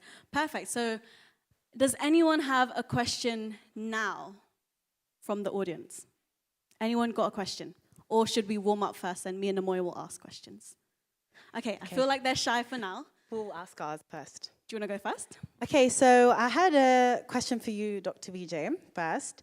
And it was from something I heard, and you can correct me if I misheard. Did you say you should avoid exercise within 4 hours of sleep? That's correct. If so, why? So yes, there's evidence that exercising intensely within 4 hours of sleep will actually reduce your quality of sleep. It's to do with the release of adrenaline and hormones that pep you up, which is what you need during exercise. Some of these can take a little bit of time to reduce levels down to basal levels. So within 4 hours, it is not advised to engage in intense physical activity within 4 hours of bedtime. Thank you. So no more morning gym for me. Thank you very much. You can ask yours. My question is to you, Aiden. In your presentation, you said we should work as sexes and harmonize together. Currently, there are gender wars happening on Twitter and real life every single day. How would you suggest we bridge the gap between young men and women to work together? Wow, that's a tough question. My immediate answer would be something I didn't have time to speak out in my talk, which is, I think our generation would really benefit from having to have more conversations in real life. Because I think there's a weird phenomenon that we're getting where when you're saying something on social media and you're not seeing the person, and you're not humanizing who you're speaking to, you can just say anything. You can be as rude or disrespectful as you want to be. But I think when you actually have to sit and speak to someone face to face, the whole dynamic changes and you can have much more productive conversations. And also, people then actually, you're saying it to a person and you're saying it maybe in front of your friends, and maybe they'll hold you to that standard. Because I think a lot of people, their actions and their saying, their words don't really align, and that's not really helping anyone. But that is a tough question. That's what came to my mind straight away. So one thing I would say, and this is coming from a girl's or woman's perspective, is I used to think my sole focus was girls and women in our experience. So I knew that boys struggled and they were going through it, but I didn't really care or didn't really understand why. It was only when I got older and grew up and actually listened to their experiences and realized it's not an attack on the struggles that we face as women, to actually hear them out, which is why we did this why we held this event. I think sometimes it's hard for us as women to realize sometimes we are part of the problem. It's hard to take accountability for that, especially for the fact that we've been victims for most of the time, for most of history. But I agree that we need to have more conversations in real life, face to face. Does anyone on the panel want to add to how we can help bridge the gap between men and women, why it's not a us versus them? I'll say, especially in a space of kind of the digital space, it's really to understand that it's not reality. Even sometimes how skewed our feed or our timeline is, it is not a reflection of what's going on realistically. So I think when we kind of make a judgment on what's happening on a timeline, you're always going to find somebody to agree with you online. You're always going to find somebody to disagree with you online. You could say the sky is blue, and there'll be a whole thread of argument about that statement. So I think it's just to realize that online is not real, in a sense. And even your timeline might be skewed to the stuff that you like and the algorithms. So even the things that you're being fed, it might not be helpful for you. So I think kind of jumping on what Aidan was saying, just getting out, actually building connections, building real relationships, and it might give you different data to kind of go off of. And that's called confirmation bias. I think there's a question in the audience. Could we go to them? Just before we take that question, we have a fourth member on the panel, and some of you might be wondering, where did he come from? Did I miss his talk? Just give us a wave. This is Pastor Warren Gillen. He's the SEC Youth Pastor.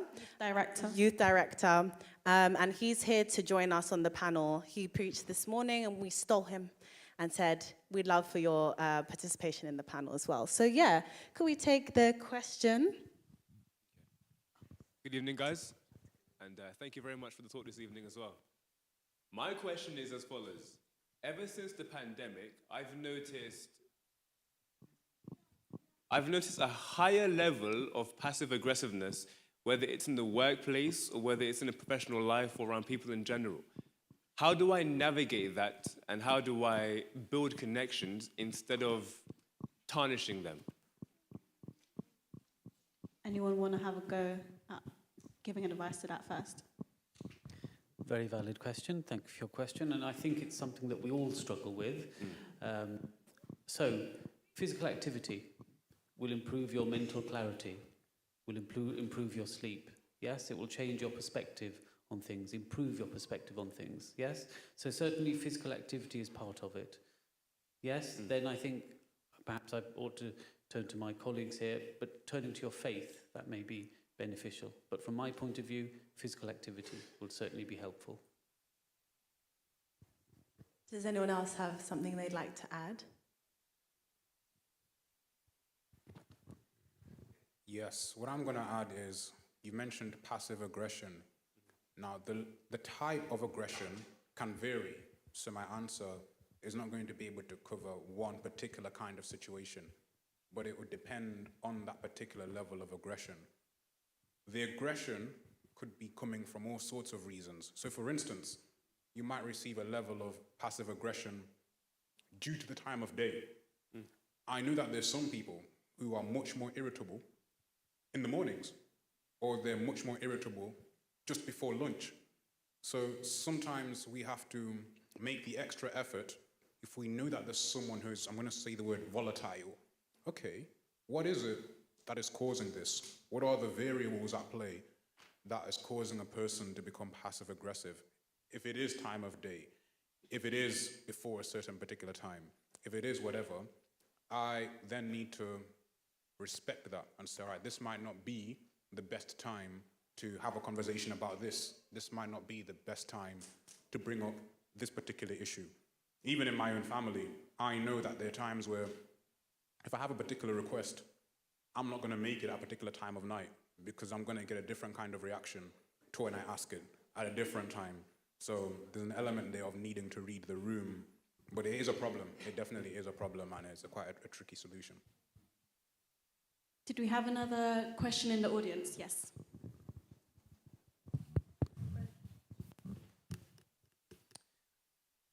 Asante's blueprints for happiness had a male slant to it, but objectively, one could argue that the points that you made would equally go for men as well as women. Is this not arguably part of the problem why we have a divide between sexes, in that we seem to emphasize differences that aren't necessarily the case? I mean, people talk about companionship and loneliness and isolation, and they'll put a gender or sex slant on it. But could it not be argued that men and women, the vast majority of the time, may want the same things, and by attempting to make it look as if one is this way and another is another way, we're actually creating more problems? Good question. I agree with you that there is an area of overlap between the needs of women and the needs of men. And as I was speaking, I think I mentioned a couple of times that this applies to males and females. But in as much as there is an area of overlap between men and women, there's also an area of distinction where what might make a man happy in a particular situation is not necessarily the same thing that'll make a woman happy. So 100%, there is a large area of overlap, 80, maybe even 90%, but there are those distinctions there. And I don't think it's wrong to call out those distinctions, but we also need to equally emphasize the things that we do have in common, because the more we focus on the differences, we'll end up in the situation that you're talking about, where it's them against us. So yes, there are a lot of commonality. Let's emphasize them both, and not let's do one at the expense of the other. I hope that answers your question. If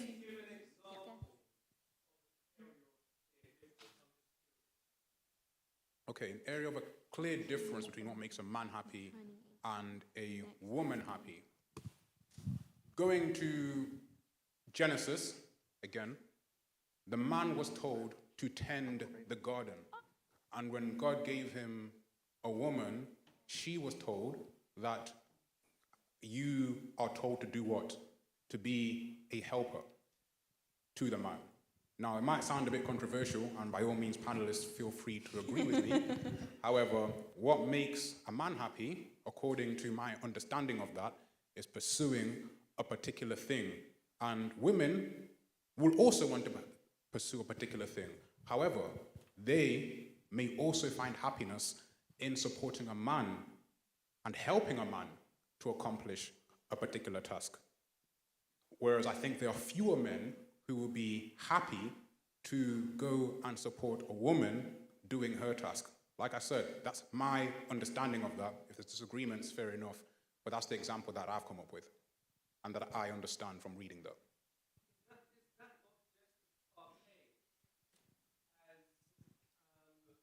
White English settlers suggesting that black people should be slaves based on their concept of racial superiority. I mean, you seem to be suggesting that women will find a great deal of satisfaction in supporting a man, but what makes you think or suggest that a man may not find a great deal of satisfaction with supporting their woman? It's the way that I've understood what I've read. As I said, I'm happy for you to disagree, but it's the way that I've understood that. Sounds like a slippery slope. If I could add, me and Asante have had multiple debates on this, but I think we have come to a good conclusion. As someone, a woman, who has lots of ambitions, we struggled on this question. Asante asked me if I found the person that I'm supposed to be with, would I leave my ambitions for his? Would I not pursue what my dreams are to help his. And at first we tussled with this because I was like, no way, why would I do that? I have so much going for myself. Why would I do and waste all of that, all the natural talents that I have, gifts I've gained, my education, to just help someone else reach their dreams and not mine? And I think if you remember the conversation, we did come to a middle ground where I said, for me, before I become a wife or a mother, before I take on that caregiving role and supportive role, I would like to achieve something of myself that I worked on.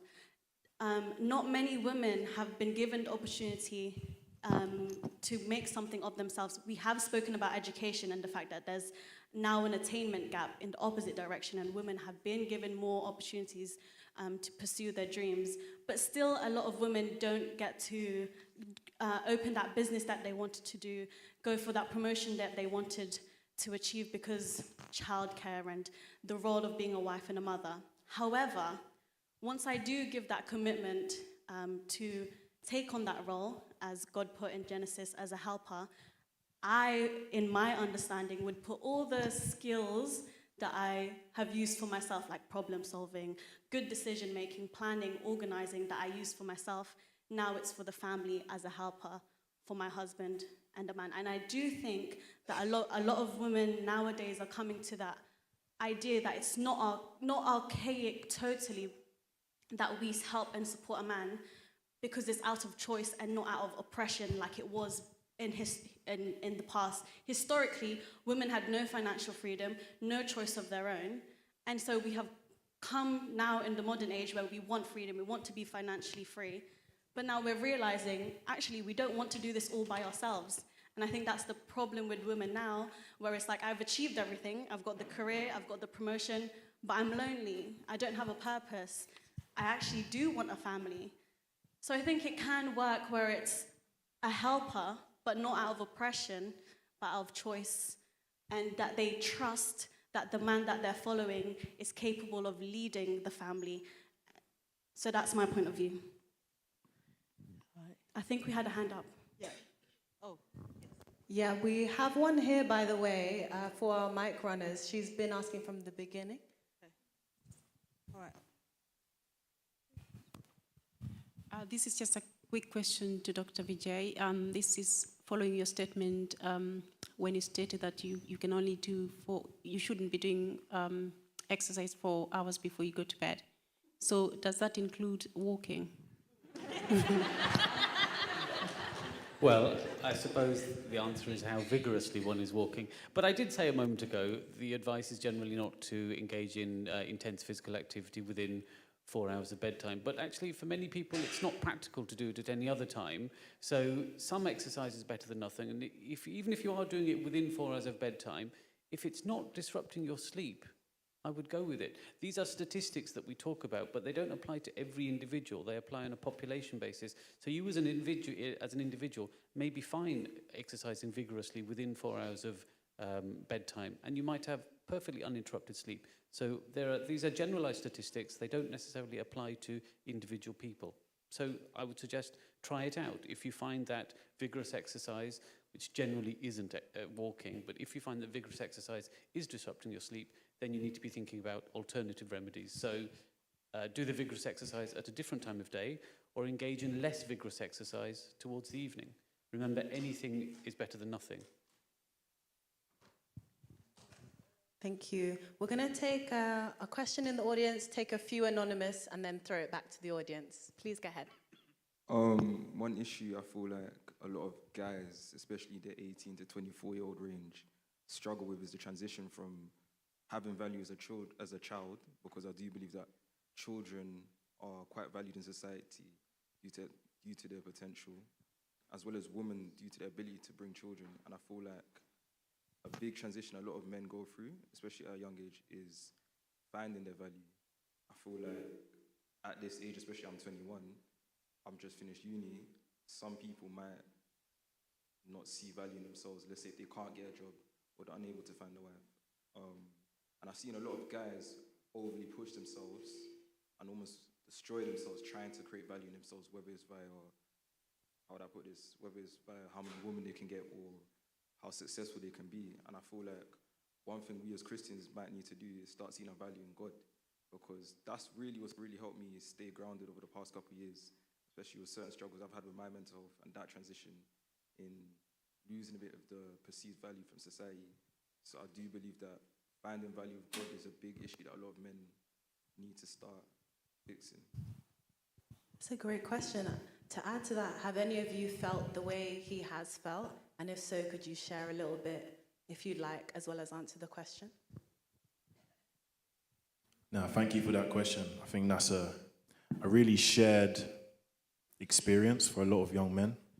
I think right now, we're growing up in a time, you said you're 21, so it's quite a similar age to me, where we're in quite a peculiar part of history where I wouldn't say that there is even a clear path to finding value in your life.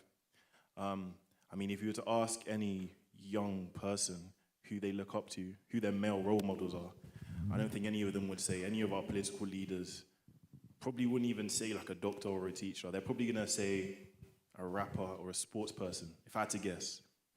And what trouble with rappers and sport persons, they are really truly 1 in a million, 1 in 10 million. And that can't be the level that we're setting for ourselves to find value in ourselves. And so I don't know if it's a good answer or kind of just sharing my experience. What I found is you have to decide yourself if your life has intrinsic value or not. And I mean, the answer is yes, your life has intrinsic value. But unfortunately, because of the way the world's set up, especially as a man, as you said, you kind of have to earn your stripes a bit. You have to show your value. But another thing to realize is, at 21, you almost don't want to be, finished with achieving your success yet. Because if you've even seen anyone that's successful or extremely rich at our age and was born in success, they have an even whole other set of problems where you're either trying to live up to your father's success or maintain a success that you don't believe that you deserve. There is a whole multitude of problems. Wherever you are, you find yourself on the scale. I'd say the main way you can keep on track is to realize that life is less about attaining things, but more about the process that you take every single day. I know it's like a cliche, but it's not about the destination, it's the friends you made along the way.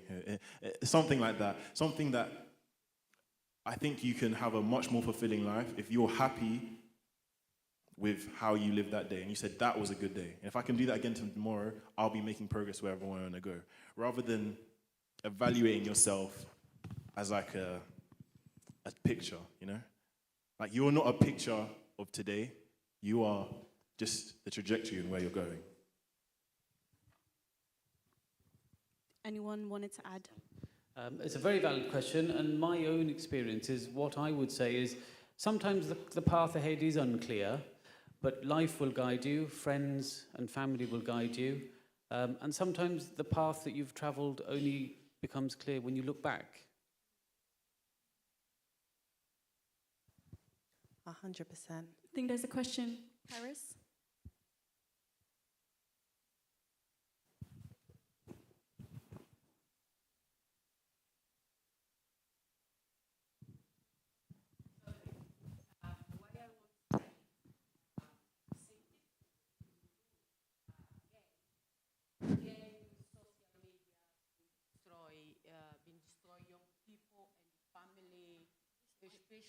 Especial boys. What do you guys have to say that? Have a lot of suicide for all these things, social media, and game, family destroy, the teenager being killing each other, a lot of suicide, mental issue, all these things around the game and the social media. What do you guys have for say about any advice and was family, mom, dad, and this is new generation could be destroy their life for social media, and what do you guys have for tell them for support them in this situation? Heavy question. I think it was the second point of the blueprint was the need for pleasure. So games, social media, when people are on those things, there are satisfying pleasures, particularly games. So is the solution to completely remove the games? It might be, but that needs to be replaced with another pleasure. Because if you remove the games entirely, then there is now a void of pleasure which needs to be filled. And I think where a lot of people make the mistake is people say, okay, no games, no PlayStation, no Xbox. And then the person has no clarity on, okay, if I can't do these things, what can I do instead? Which is going to give me pleasure. So I completely agree with you that these things are harmful. These things in excess can even be destructive. When we are removing them, what we need to do is make sure that we understand that it was satisfying, a pleasure. I should not just remove it, but when I remove it, I should give advice as to what I can do to replace it with something that can hopefully be equally as satisfying, if not even more satisfying. And if I could just add, I've been reading this book in preparation. It's called Of Boys and Men. And the author, which is Richard Reeves, basically explains this phenomenon of why video games are so popular among men, and maybe especially now. It's because it gives them a sense of what Asante touched on, purpose. If you think about a game, you start off at level 1, you complete tasks, so you have a purpose, and then you rank up. So this is something that is innate within us humans, especially men though, and if they can't get that in the outside world, if they can't feel like they can achieve tasks and rank up, they get that pleasure in a video game. They become so good at that because it gives them this illusion of success. They become super rich in the game, they reach the highest rank, the best level, but this is just a substitute to what they're yearning for in real life. And so what do we do to substitute that? Well, the only point I can give you now is the education system. The education system is very skewed towards girls in their favor. It's not skewed towards boys, and that's to do with brain development and things like that. But basically, what we can do is give boys something to do, something to achieve and feel like they've attained something, whether that's a course during the half term or the summer holidays, something that they're interested in. Have hobbies that they feel like they can achieve in life at. So it's not on social media or on video games that they feel like that's the only place that they belong and get success from. So if we substitute real life for the video games and the social media, they can have that sense of purpose and fulfillment, and I think that can help as part of a solution. Yeah, thank you very much for sharing.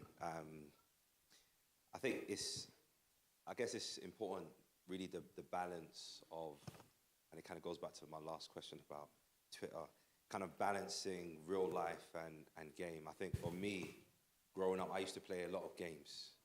I used to stay up late in the night after parents have gone to sleep, playing games, you know. Back when controllers used to have wires, I used to try and run the wires up the bed sheet so my mum, if she comes in, she doesn't see that I'm playing the games. But I wasn't smart enough to know that even though the door was locked, she could still see the light of the television. But I didn't clock all of that kind of stuff. You know, waking up in the morning before school, playing games 18 plus when I was, you know, small or whatever. Still, even to this day, I still enjoy games. Of course, not in the same, in moderation, obviously. But I think it's really just balancing life. Like, you play games, you get locked in, that's fine. But also know real world. So that never stopped me from playing outside. That never stopped me from, you know, playing run-outs or, you know, being outside, playing football on the road and various things, being outside, literally. So I think it's problematic when you don't supplement the digital space to the real space. And I think somehow trying to encourage, and of course the days that I've grown up in compared to what the young metaverse and these kinds of things, this VR and these various things, is different, and I feel like there's also an encouragement for us to stay on here. You know, games are created so that we can continue playing. I think that's the slight difference from myself kind of growing up. But I think doing as much as possible to get out in real life, real friendships, real connections that way. Thank you, 100%. We're going to take some anonymous questions now. So the first one we have here is, how do I identify and help someone who is suffering in silence? So I feel like we should start with Aiden on that question. Can you just repeat the question for me? How do I identify and help someone who is suffering in silence? My answer is sometimes you can't. In fact, most of the time you can't. One of the most difficult things about dealing with mental health issues is that it's usually the people that we couldn't ever have expected are the ones that are suffering the most. So that's why with Perks and with the essence it's trying to give, is that it's not about identity. You're not a doctor, right? You're not a healthcare professional. You're not except from Dr. VJ. And you will be soon, Namoya. But so identifying people that need help is probably the wrong way of looking at it. It's treating, it was written 2,000 plus years ago, but treating everyone in a way that you would want to be treated, or even nicer than that, is the only way you can really help this situation, because you're not going to know, unfortunately, as I found out. Yeah. Yeah, I think this is really important, a question, because obviously as men, we do suffer in silence a whole lot. We feel as if you can't really open up because obviously you need to be the strong one for the family, you know, and this obviously impacts even the way that we view emotions and these kinds of things. I think for me personally, to answer that question, I think recently within my group of friends, I've kind of started to start conversations, uncomfortable conversations. I think I came across a podcast or something like that, and it was talking about men and mental health. So I just plainly asked them the question. Of course, when you have a group of guys, we can talk about a whole lot of foolishness, you know, a lot of great stuff, you know, but I think when I came across the podcast, I've kind of just asked guys, like, make it plain, have any of you guys considered suicide? You know, because this is a big thing amongst men, you know. I think I was reading a stat that said kind of like 50% of men that commit suicide didn't have any kind of traces or any symptoms kind of thing. So it's really that suffering in silence until the time is gone. So I think for me, is really leading the conversation and saying, like, man, them, you know, have you, you know, this is a podcast. I was looking at this. Does any of them kind of resonate with you? This is a safe space, like reminding that obviously we can do fun and jokes, hee-hee, ha-has and stuff like that, but there's some other times where I would lead the conversation. So I think, like Aiden kind of said, you won't kind of know if somebody's suffering in silence, but sometimes you can kind of preempt it. If a stat says 50% of men is literally believing like, yo, there's 1, 2, 3, 4 of us, or 2 of us, you know, might be, so let me, you know, suggest, you know, this, or even just opening up myself and kind of giving space or room to be authentic, to be vulnerable, and like a non-judgmental space. So I think, I mean, I'll challenge all guys. We have our group of friends or our group chats or whatnot, you know, that we post various things. I'll say, you know, also post some stuff around that and see if people do say something. Because there are, and as a result of that, you know, we as my personal friendship group, you know, we say, listen, man, obviously we've grown up together and we're all over the place now. We all kind of grow up in East London. You know, I'm in South, some guys in West, out of London, very rare. So we said, listen, we've got to be more intentional about kind of doing something together. Let's put a date where we all see each other and whatnot. So that kind of helped for my group. So it might be different from somebody else, but I think generally, just preempt, just assume that the guy had suicidal thoughts. You know, it's better safe than sorry kind of thing. So I think maybe just assume that he's dealing with depression. Maybe I just say, listen, if you're dealing with this, I'm here, whatnot. talk, non-judgment, boom, boom, boom, and just kind of go from there. I really like that. I was reading, and the common consensus is, in order for someone to feel supported, they need at least 6 people they believe they can speak to. And they said the majority of guys think they have 1 to 0. Whereas women, we often have 6. We have the 6. We have a mum or a dad, a parent. We have a few friends. We have a sibling. And we're a lot better from a young age at just talking to our friends about all our feelings, from the little mundane feelings like, oh, I don't think I like this dress today, to I've been feeling really bad. And so I really like that you brought on how that could be manifested in your specific friendship group. And it's obviously needed. The majority of men don't feel like they have that 6, that number 6. So go ahead.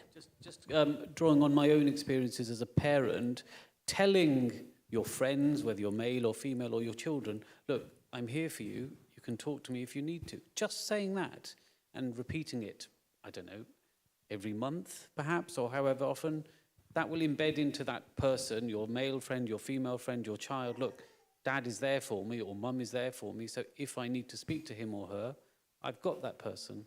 Yes, so just telling people, look, just talk to me if you need to. I'm here for you. And just repeating that every, I don't know how often, but yes, saying it to your male friends, your female friends, and your children. Very important. I like that point, because sometimes we might take it for granted that people know that they can come to us, because of course they can. But I like that point of being proactive and actually keep on reminding people that you are open to listen. So we have our next question. I wanted to lead it on from the last one. So we have from the audience, how as young men/women would you support people who are leaning towards taking substances to manage their lives? While you think, I'll read it again. How as young men and women would you support people, or an older man or woman, would you support people who are leaning towards taking substances to manage their lives? Which is very, very common, as much as this may sound unheard of on the church stage, but very common. Do you want to have a take? It says young men Yeah, and women. I'll have a take. I think, as I've learned in many of my sessions, a lot of taking substances is just a maladaptive coping mechanism for life. Most people don't just get onto substances and then are hooked on for life. Majority of the time, say, for example, if it was weed or alcohol, it's to deal with something that they're feeling. There's a lot of people who smoke all the time and they don't realize they are self-medicating for anxiety, for stress. People who drink all the time and are self-medicating for stress at work or stress at home. We're in a society, especially in the UK, where, for example, alcohol is part of society's culture to, so stressful, need a drink, or, so stressful, let me get a cigarette. Now, these are so common, we can't assume that they're not right here in our congregation. I think the first thing if you are someone looking at a friend or looking at someone who you see is possibly going along those lines, it would be to talk to them. As simple as it is, it's what we've talked about right here.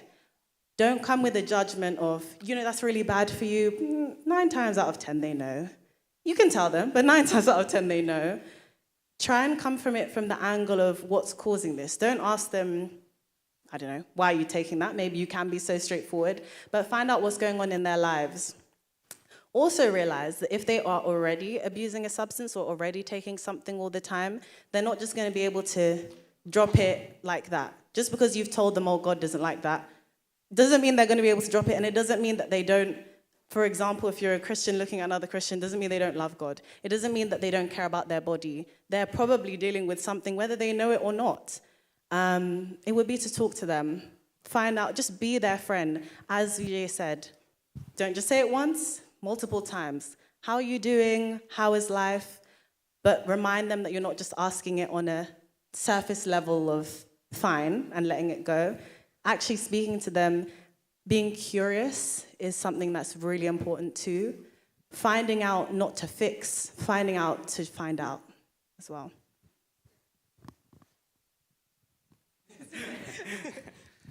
I think sometimes we we assume that the person taking substance sees it as good. I think sometimes they see it just as probably as bad as somebody else on the outside seeing it. And I think it's not really so much knowledge, because there's so much knowledge out there and so much, if it comes to like smoking or whatnot, it literally says it on the packet. You see it, you know, or gambling, you see it on the websites. Be sure not to, you know what I mean? So I think sometimes we assume that the person that is dealing or taking substances feel like it's good. Maybe they feel it's just as bad, but they may find it difficult. And I think to come off, and I think generally, if you're going to turn off a tap, you kind of need to turn on a tap somewhere else. I think. I agree. What going back to the 5 steps blueprint to happiness, this pleasure is kind of finding pleasure someplace else. So if you're turning off something, turn on something else. Obviously, everything is easier said than done, but I think sometimes we assume that people don't want to. Sometimes they really want to stop, you know, whatever it is. Just to add to that, maybe be the person that gives them that other tap. So if it's your friend and you know I don't know what substance you're speaking about, but I don't know, they always go out drinking. Maybe be that person that invites them to do other activities. You don't need to directly tell them, I'm doing this so you don't drink, but maybe you can. I'm not sure what the nature of your friendship is, but be that avenue for something else. Be, oh, let's go and do this, let's go and do this. You know their interests, you're their friend, you know them. And then being that other tap so that in the event that they are ready to stop, they have got that other tap open. Are there any more anonymous questions, or are we going to the audience? There are some more we're going to take. I think let's take 3 more in person, then we can go back to anonymous. Okay. Someone? Yep. Yeah, go on, Karis.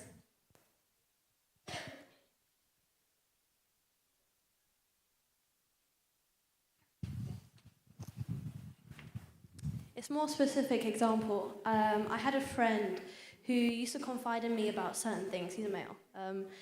And he would tell me things every now and then, and you could see his health slowly degrade. So it came to the point in exams he came in high, or it was hard to see, but there's nothing else I can do. And it got to the point where he was telling me some of like the problems he was having. He was like, Karis, I'm so scared. Like this happened. I was like, I don't know if it's too explicit, but I was like urinating blood, and he was abusing substances as well. And obviously, as his friends were saying, we know what's going on, but there's nothing else we can do. And how would you make it more attractive to go to the GP? Or how do you make him want to go and get help? Because there's such a stigma around men going, especially for sexual health, going to the doctor and going for help, like mental help. How would you advise as a female friend, or as a friend in general, to make that person want to go and help themselves? That's a very good question. Does anyone want to answer first, or shall I start it off? So as a female friend, that's your question, right? How would you specifically help? I mean, you can start with the obvious, saying that it's okay to get help. It's perfectly normal. I'll go with you. I'll go with you and then leave if you don't want me to be there when you come out. Sometimes they don't want that person asking how it was. Those are kind of practical steps. Also letting them know that they're not alone, that loads of guys think about this. Because you're young, there's still information to be shared, that loads of guys think like this. Also, loads of people of color think like this. It doesn't help them. There's no honor in suffering. I think that's a big one as well. There's no honor in suffering when you could fix the problem. You could help yourself be better. Again, talking to him. Sometimes when people don't want to seek help, it's because they don't think they're worthy of the help in the first place. So speaking to him, try and find out what that is. But in terms of practical steps, to make it seem more that he'll go, I'd say try and go with him, talk to him, find out the reasons why he doesn't want to go. And yeah, that would be my first steps. Anything from the panel? Depending on the nature of your relationship with this friend, it may be an idea to think about informing other members of your circle friend group, or even family members. If you know perhaps the mum or the dad of this person that you're talking about, getting him or her involved so that he or she, because parents often don't know what's going on. Kids can hide things fantastically. So perhaps telling mum or dad, or not even mum or dad, but an older brother or a cousin or someone within the family unit, that this is what's going on, you're concerned about John, for example, and then they can take that forward. You shouldn't shoulder this burden yourself. That's part of the issue. Yes? That's very true. Thank you. I think there's a question here. Yep. I think this one's for Azante. So in the Blueprint for Happiness, the last one was companionship. And for me, I think one of my biggest struggles is that 99% of my problems, I believe, come from a lack of companionship. Not in the sense of friendship groups, but in the sense of a mentor. Now, I think there's a difference between therapy and a mentor. Therapy, personal struggles. But I think having somebody who you can look up to and aspire to be like is very vital to the growth of a man. And my question is this: how can I find somebody who is a suitable mentor? And it's not to say there aren't men in my life, but sometimes I don't feel like they fit the bill of the type of man I want to become. So how can I find a mentor, and how can I become somebody who's respectable, honorable, has accountability and integrity and so forth? So in terms of finding a mentor, I'll answer it in this way.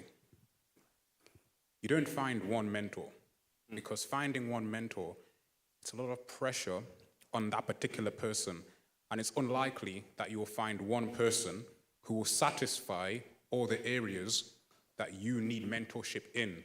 So a different approach is you assemble a collective of people, and combined, they are your mentors. Now, you don't necessarily need to tell them. So for instance, I've got someone who I respect very, very spiritually. So, quote unquote, that is my spiritual mentor. And then I've got someone else who I respect intellectually, and I'll have lots of back and forth conversations with them. And then there'll be another person who I respect the way they see health and their outlook on physical well-being. I wish it was you, but it's someone else. So combined, these people make up my mentor. So it's not on one person, it's on people who have identified who excel in certain areas. And what that does is it takes the pressure of one person satisfying that role of mentor. And it also turns out better for you, because you're getting the best pick of the best qualities that each individual has. And as I said before, you don't always say explicitly, I hereby appoint you as my mentor. But you could just, talk to them. And over time, that mentor-mentee relationship develops. And, being intentional about it is okay. So there's a group of women, actually, I wake up and I'll pray with them sometimes at a ridiculous time in the morning. I'm not always there, because I don't know how they do it consistently.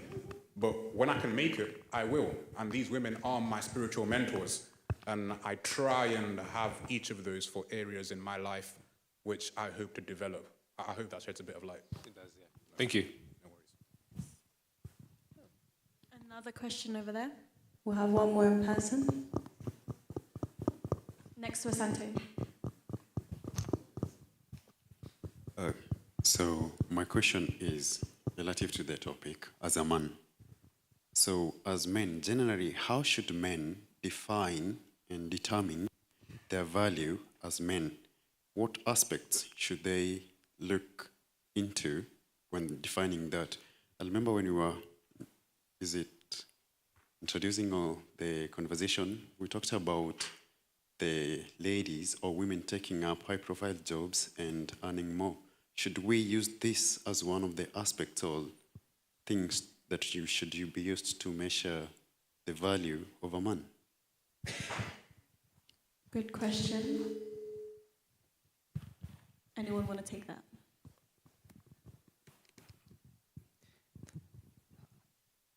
obviously it's a kind of a subjective thing, you know, so what I would say, you know, that's just what I would say. I don't think there's really, you know, a list per se, but I think maybe there's some things that we could kind of agree on.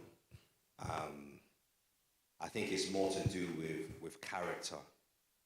I think it's, if I was to say what, because effectively what you're asking what it means to be a man, that's kind of your question. So I think it's really, for me, I think it's stuff like self-control. I feel like it's stuff like being able to be disciplined. You know, for me, these are the kinds of things, kind of to control, I guess, that animalistic side of man, if that makes sense, controlling that, the impulse that we may naturally have, you know, the bit of us that really wants to seek pleasure and various things. So I think it's really taming, you know, your nature, your natural, what you naturally want to do. And I think that's biblical as well, in a sense, you know. So I feel like for me, it's really taming what you naturally kind of want, your impulse, what you naturally want to do, self-discipline, self-control, these kinds of things I would kind of use to answer those questions. Things to do with becoming, continuously progressing, building on your character. I think these are some things that I would value as a man. But I'm sure the rest has personal ones as well. But I would say, for me, it's really trying to tame my nature, in a sense, taming, controlling what I really, really, really want to do. You understand? So I hope that makes sense. Actually, in preparation for this event, I went and interviewed a couple of men and asked them that question, what it means to be a man. And I'm going to ask, Pastor, you've given us basically your answer. I'm going to ask the rest of the panel and actually see if there's a pattern in what they say. So, Aidan, what does it mean to be a man? I think maybe the quickest way to explain my answer is to be a man is to be the person that someone thinks of when they need something to be done, and it needs to be done well. If you're in that list of people that someone thinks of, that's usually a good sign, because it means you're reliable, you're disciplined, you have some sort of knowledge in something, and you can also be trusted with a task to be completed. And I think if you can have that in any area, in multiple areas, then you're on track to being the definition of a man.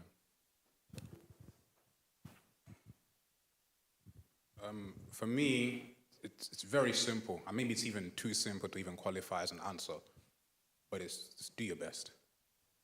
In everything that you can, just do your best. And it can be hard to do your best. It can be. Sometimes you wake up and you want to give 50% and give 70% and be mediocre. But really try and do your best. Max out on your capabilities, max out on your ability to fight those pleasures, and max out on your ability to do the things that you need to do. So just do your best. And if you go half-hearted at anything, it's not going to benefit you. So yeah, do your best. A very, very difficult question to answer, but I think I'm going to answer it not from the point of view of a man. I don't think we need to be talking about men versus women here. I think let's just talk about it from the point of view of being human, which applies to both men and women. So my answer would be, do whatever you need to do to find fulfillment in life. And that is very different for each of us. So for some of us it's academic, some of it is family life, some of it is social life, some of it is faith. It is very individual for some of us. So do whatever you need to do as a man or a woman to seek fulfillment in your life. Yeah? And one of the guiding principles I go by as I become a father and as I get more mature and older in life is three simple, well, it's 6 words, but it's a simple sentence. Do good, be good, feel good. Thank you very much. I think those were very, very interesting and inspirational takes from each of you. Now I'm going to have some more anonymous questions. I think someone's alarm's going off. So the first one we have is for you, Dr. Vijay, and it's someone asking, when standing on one leg, should you alternate legs? That's a very good question, a very, very good question. Now, we all have handedness. Most people are right-handed, so we will favour a certain part of a certain leg. But yes, you must invariably alter the leg and ideally favour or stand more on your non-dominant leg because that's the one that's going to be weaker. Yeah? So the answer to the question is yes, both legs, but ideally more so the non-dominant leg because that is the one that is invariably going to be weaker. Very good question. Thank you. We have another one. It's similar to the answers you've given, but what practices can strengthen self-control? Self-control and discipline. Heard a lot in what it means to be a man, but how? What it means to be a human, but how? One that I've used is getting involved in challenges. So like last November, I took part in Movember. I challenged myself to run, what was it, like 50K in 1 month. I don't even think I managed 50K, I think I managed like 35. But that like ringing in your head like, oh, it's basically, even better answer is to do with what we had earlier. It's about, especially for men, but I think anyone can benefit from this. If you can make as much aspects of your life fun, then you should. So like gamification and stuff. If you make something a challenge, you can actually get quite a lot of dopamine out of it. Because now when I go for a run, it's nowhere near as fun as during November when I'm like, oh, at least I added it to my challenge. And not as easy. But if you apply that to self-control, as in, depends what your self-control is. If your self-control is to do something, it's much more easier to make it a game. If it's to not do something, that's a bit harder, but the same logic applies. Really reward yourself for sticking to what you said you're going to do. Because if you can become someone that does what they say and sticks to their word, then you're on a very good path. Many people think they don't have self-control, but all of you here and the person who asked the question, by virtue of the fact that you've answered the question, you're sitting here, you have self-control. You made yourself get up this morning, you made yourself eat, you made yourself come here, you made yourself get on the tube, on the bus. So we all have self-control. You just need to channel that, to utilize it, accept we have self-control, and then better ourselves from that point onwards. I think Asante had a point as well. Yeah, I was going to say, I've struggled with this my entire life. It's a really good question. And something that's helped me is a saying which says, abstinence is easier than moderation. So self-control is a hard thing to do. So instead of putting myself in a situation where I will require self-control, I'll just not make myself in a situation where self-control will be required. So just abstain. So let's say, for instance, going on my phone and there's a certain app, and I'll say, I'm only going to use this app 2 or 3 hours a day. That's 10 times harder than just abstaining. I'm now a person that does not use this app. I'm now a person that does not use this. Something that I did a while ago, there were a particular set of apps I didn't want to use, and there's something you can do on your phone, I think it's meant for parent-child controls, where you can disable certain apps. Now, if you do that with your own password, you can easily unlock it.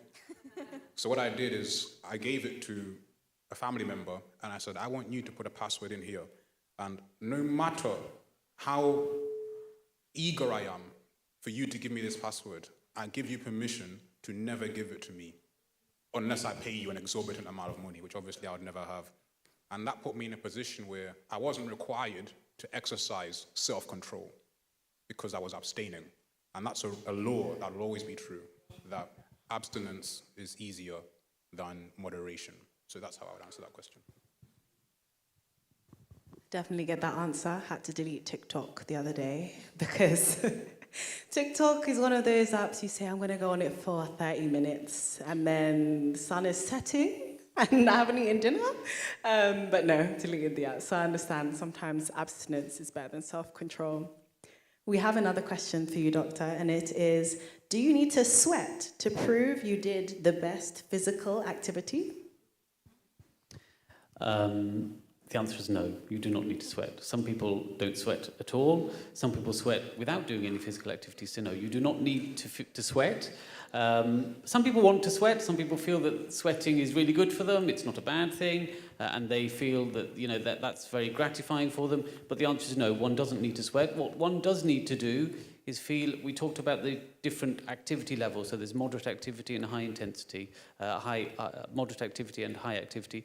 Moderate activity, intensity, exercise or physical activity is where you're able to hold a conversation, but only just about. You can feel that you're breathing a little bit faster than you would ordinarily, and you can feel that your pulse is going a little bit faster than you would ordinarily. You may not sweat, but you might do. So no, the absolute answer is you do not need to sweat. And if you're using sweat as a measure of whether you've exercised or not, then perhaps you need to reevaluate. Thank you. We have another online, and it says, how do I support friends and family in sharing the burden of masculinity, and how much of that is manufactured because we don't critique what we learn as young boys? To add to this, I have a question of my own, and it is, do you feel that we raise young boys to fall into the traps that we talked about earlier in terms of not sharing their feelings, of not going for help, of suffering silently? And if you do think we raise young boys like that, how can we stop it? It's kind of a twofold. I'll answer the second question. Yes, we do raise not just young boys, but men. As Pastor was saying, men are meant to supposedly be the backbone of the family, the one that everyone turns to. But as medicine evolves, as understanding of mental health evolves, we are now opening our minds to the fact that mental health exists, mental illness exists in all societies. We should be open to it. The problem with mental illness is that you can't see it. Often you can see physical illness, but we can't see mental illness. So one way of combating that is opening up the channels for discussion about mental illness. So perhaps having it in mainstream schools, telling your children, look, if you're not feeling well, let me know, or go and see your school counsellor, or confide in someone, or perhaps even telling your child yourself or your friends, look, I'm struggling with my mental illness, because that breaks down the barrier. It shows that actually you are vulnerable, and therefore these people that you confide in, who love you and who you want to tell you things if they need to, will also tell you. So I think breaking down the barriers, breaking down the stigma. Mental illness is real, it exists. Let's talk about it, because it's not going to get any better unless we do. Thank you. Anything else? Yeah, I think masculinity is it's a complicated thing, maybe when it shouldn't be. And maybe it's misconstrued, and that's why I think a lot of young men, they look for masculinity in the wrong ways, or they express it in a way that's not as useful. But at the same time, it's not completely their fault, because as Zarina touched on, the way that school's set up at the moment, or if you go to school and you're a boy that's a bit hyperactive, you're just going to get yourself into a lot of trouble. Even though for most of human civilization, that was expected. Boys just run around, tire themselves out and go to sleep. But now you're forcing him to sit down for 6 hours, be quiet, be quiet. When he goes home, he has to be quiet. And then you're also going to tell him not to play games. Oof, it's not looking good. So I think we have to be a bit more mindful and have a bit more grace to remember, oh wait, these are new humans. They don't understand how the world works. So give them a bit of explanation to why you're telling them to do or not to do things, and also allow them to do things that they can use the energy that most kids have, but especially boys, and put them in spaces that will teach them positive masculinity. I think a personal example is I really benefited from just having a lot of different experiences when I was younger. Like my mum and my dad, they gave me opportunity to do a lot of extracurricular activities. So I saw masculinity come in different ways, even at church, at Pathfinders, just seeing the male leaders, how they behaved, that was a good example. But also seeing my football managers and my male teachers, and just being exposed to all these different examples of men doing quote unquote good things. Actions speak louder than words, especially to children. And I think that really benefited me. But if a boy grows up never really seeing that, how's he meant to know? He's just going to come up with his own conclusion. I have a question of my own. You touched on the fact that you had positive male role models as you were growing up, and I'm throwing this back to our church experience. A lot more men leave the church, and there's a lot more women in our churches, especially in roles that tend to teaching, nurturing.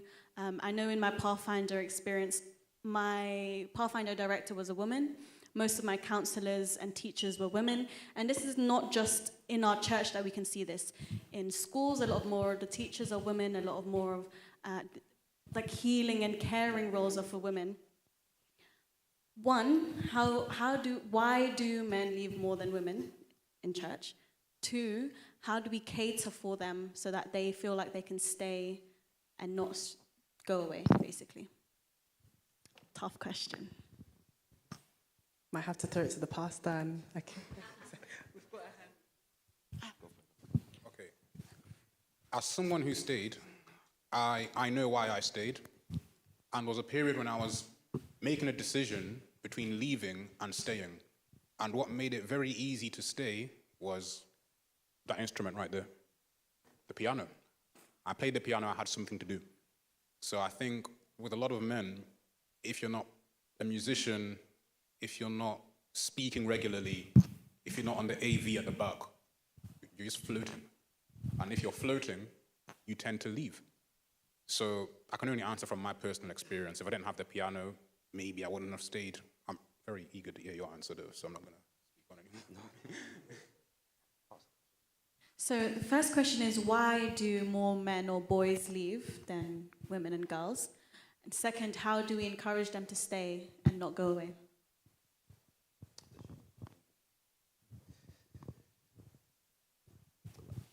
I think it's a good question. I think generally, I think it's the way that maybe Christianity is viewed compared to other religions. I think some of the things that we may encourage may not fall in line with the traditional idea of masculinity.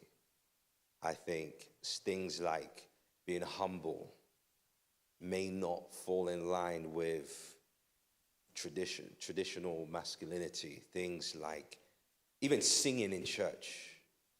You know, singing may not even be viewed as a masculine thing to do.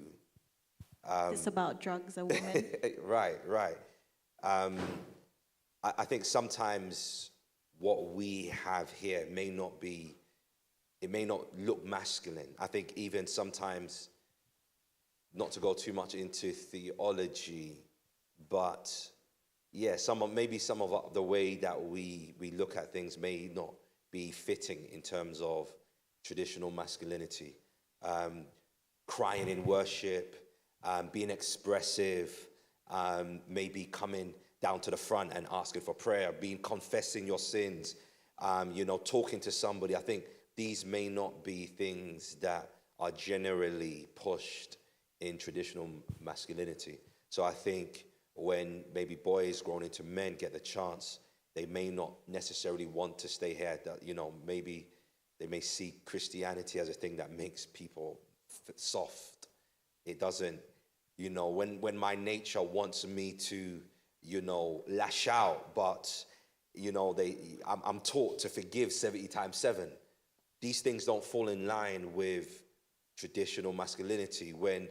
So I think when you kind of go through it, you might see some more of those things, turn the other cheek. This is not something a man naturally wants to do. So I think obviously it's easier to kind of run away from the challenge than to kind of, do and follow that. So I would say that. There was another question. Yeah, how do we encourage them to stay? So Asante said, give them something to do, have a purpose inside church. Is there anything you'd like to add? Yeah, I think building community. I think just being able to connect with other guys. I think many of, even myself, Sometimes we may not want to come to church or any kind of pour into any faith per se, but having friends, having connection, having community, even though I might come for the wrong reasons, I'm still kind of in the space that might be helpful. A more philosophical way of looking at it, but actually it applies to all of us. People leave whatever it is we're talking about because of a lack of ongoing senses, a lack of ongoing sense of fulfillment and enjoyment. So why do medical students study for 6 years? Because they have an ongoing sense of, I would hope, fulfillment and enjoyment and achievement. Why have I been doing karate for 10 years or just under? Because of an ongoing sense of achievement and fulfillment. So I think that's the fundamental issue. A lack of ongoing sense of fulfillment and achievement is what leads people to leave the church, their faith, their work, their home lives, whatever it is. But a lack of ongoing sense of fulfillment and achievement. Now, how I feel fulfilled, how I feel I've achieved something is very individual. Santi was saying, playing the piano. So each individual person needs to find that sense of fulfillment and achievement. Yeah. Thank you so much, everyone. It is 5:55. We're 5 minutes to the end. And so I'm going to ask each of you to give 1 minute closing statement, anything you feel like hasn't been asked that you want to share, or anything you want to reiterate from your talk. We're going to start from this side, and we're going to go this way, okay? I wanted to thank you, Namoya, and everyone for giving me the opportunity to be present. As I said at the beginning, it's a wonderful experience to be part of such a wholesome experience where a group of people come together to enjoy life, to celebrate life and their faith.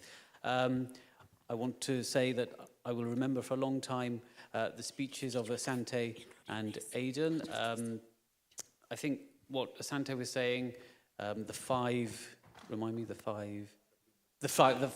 blueprints, I think a lot of that is very medical, but actually a lot of it is actually life, is feeling fulfilled, having a plan and allowing yourself some pleasures.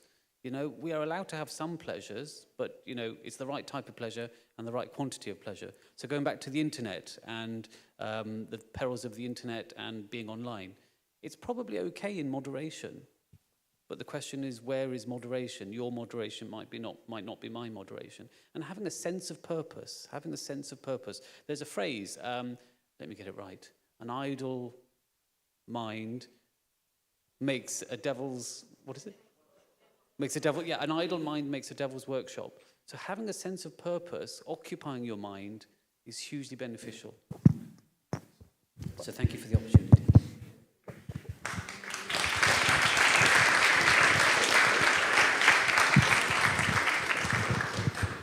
Likewise, I'm also grateful, even though I attend the church, I know you two very well. It's just been a great opportunity, even to prepare the material, that in itself is a process which is transformative. The one thing I'd say is, you guys sat here, you've heard a lot of stuff in the Q&A, you've had 3 talks, and it's a lot of information to try and apply. So all I'd say is, just pick one thing. Just one thing. It could be stand on one leg from VJ's talk. It could be try and bridge the gap, or perks from Aidan's talk. Or it could be, what can I say from mine? Enjoy pleasure, but it's easier to just try and do one thing, because if you go away thinking, let me try and apply everything, then it's not going to work. But just one small thing, if you can set that in your mind to do one thing and apply it, that's going to aid you a long way down the line. That's my takeaway.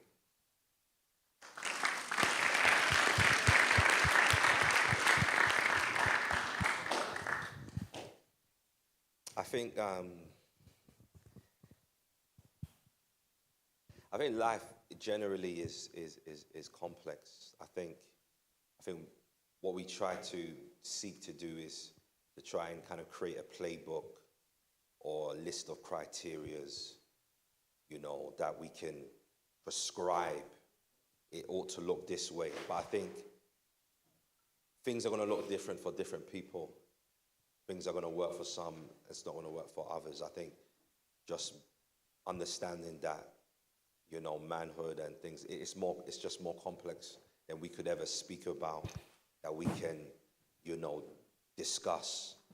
So I think it's really just understanding what really works for you, and go with that.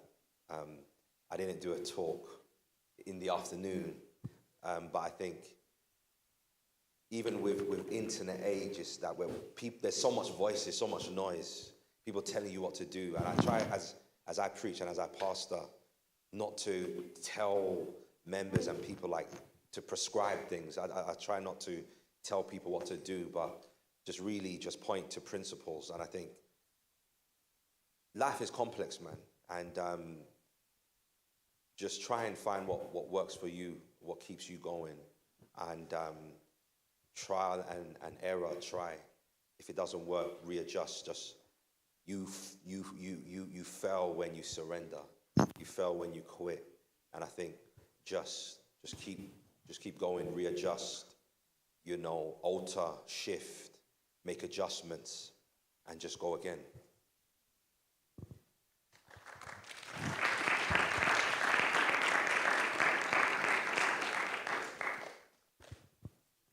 Yeah, I'd just like to repeat a thank you, Namoya and Zarina, Health Talks. You guys are doing great things in the community. We really appreciate you inviting us, and especially me. I'd say my closing remark would be, I think you're going to find the most happiness if you can string the most productive days together. The days that you can go to sleep saying, yeah, I did something I wanted to do today.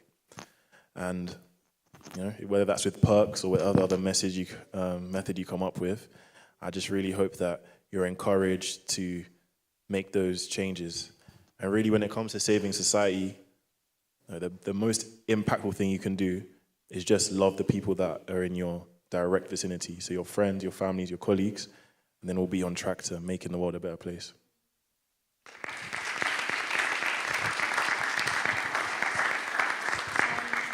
So we've got a gift for all the men here. Can I ask my helpers to please hand out the takeaways? So we've all got you a journal, and we've personally written in all of them.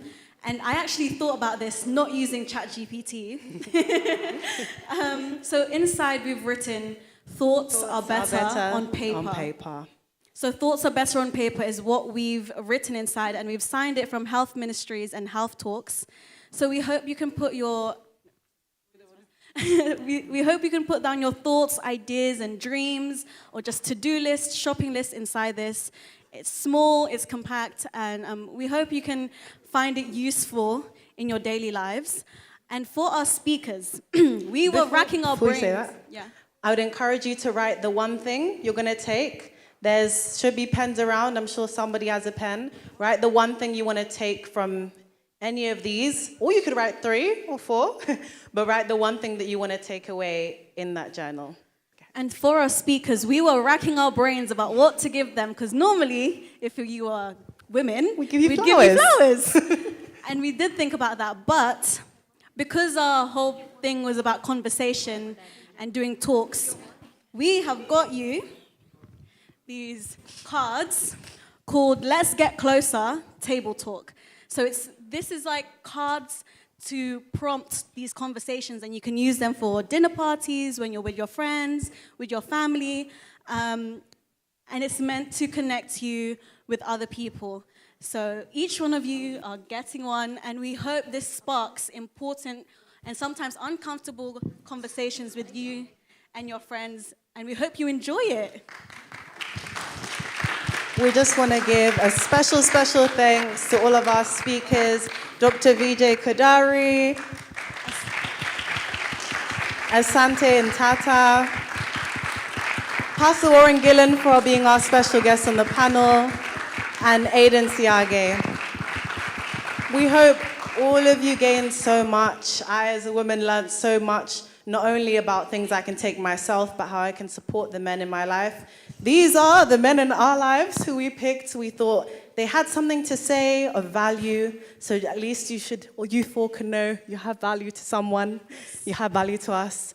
And we hope each one of you feel a little bit of that after hearing them speak. And thank you to our AV team for helping us out. Can we give them a hand? They did so much.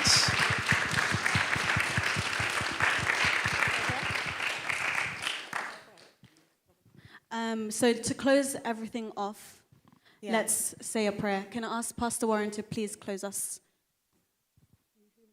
No, his name is. Let's just rise to our feet, say a prayer. Heavenly Father, we're so thankful for this time that we can be here to share this space, to have real, open, deep, authentic conversations. Lord, I pray for each and every man here. Lord, I'm praying for their journey. I pray that you would surround them with all the people, the love, care, and attention that are needed. Lord, I pray that you'll point them to the right people, the right places, so that they're able to see the purpose that you have for them. And of course, Lord, we're not only just praying for men, but everybody here today, the families that are represented here. Lord, we ask that as we go through this life, that we'll continue to attain continuous joy and fulfillment. And Lord, I pray that you will continue to guide us and lead us when days are good and when days are bad. I pray that we would know that you are always with us and that you will never leave us, nor will you forsake us. In your name I do pray. Amen. Amen. Amen. All right, while we're still standing, I just want to share the sentiments and say thank you to Namoy and Zarina as well for arranging this. Thank you. I also want to take a leaf out of Dr. VJ, and I'm not going to make you, please humour me, I'm not going to make you sing the song on one leg, but it's a song that will get us moving, because I think we've sat down for 3 hours, and just as we go, just humour me. Love Lifted Me. So for those of you who don't know Love Lifted Me, I can see some people looking at me like, why am I suggesting this? But we have been sitting, and we will move at the same time. And if you want to do it on one foot, with one foot elevated, I would like you to try. Because apparently, if we're 49 and under, we should be able to do 1 minute. 1 minute. So we'll just do one verse of the song. So You have to start sitting now. we have to start sitting. Okay, all right, start with sitting. For those of you who don't know it, please follow along. We'll do it. We'll do it once over practice, and then we'll do it again. Okay, and then we can go with love in our heart. I want to thank you, those who've come from Lewisham, those who've come to support Aidan, those who've come at the back row from all over London. Thank you for coming. If you've never been here before, thank you and welcome. Sing. To the left, to the right, stand up, sit down, to the left, to the right, lean forwards, lean backwards, to the left, to the right, stand up, sit down, to the left, to the right, forward, back, left, right, up, down, left, right, forward, back, left, right. You've got it. Up, down, left, right. Love lifted me. Love lifted me when nothing else could help. Love lifted me. Now you guys know it, we'll do it again. One more time, we'll go a little bit faster. A little bit faster, Sante.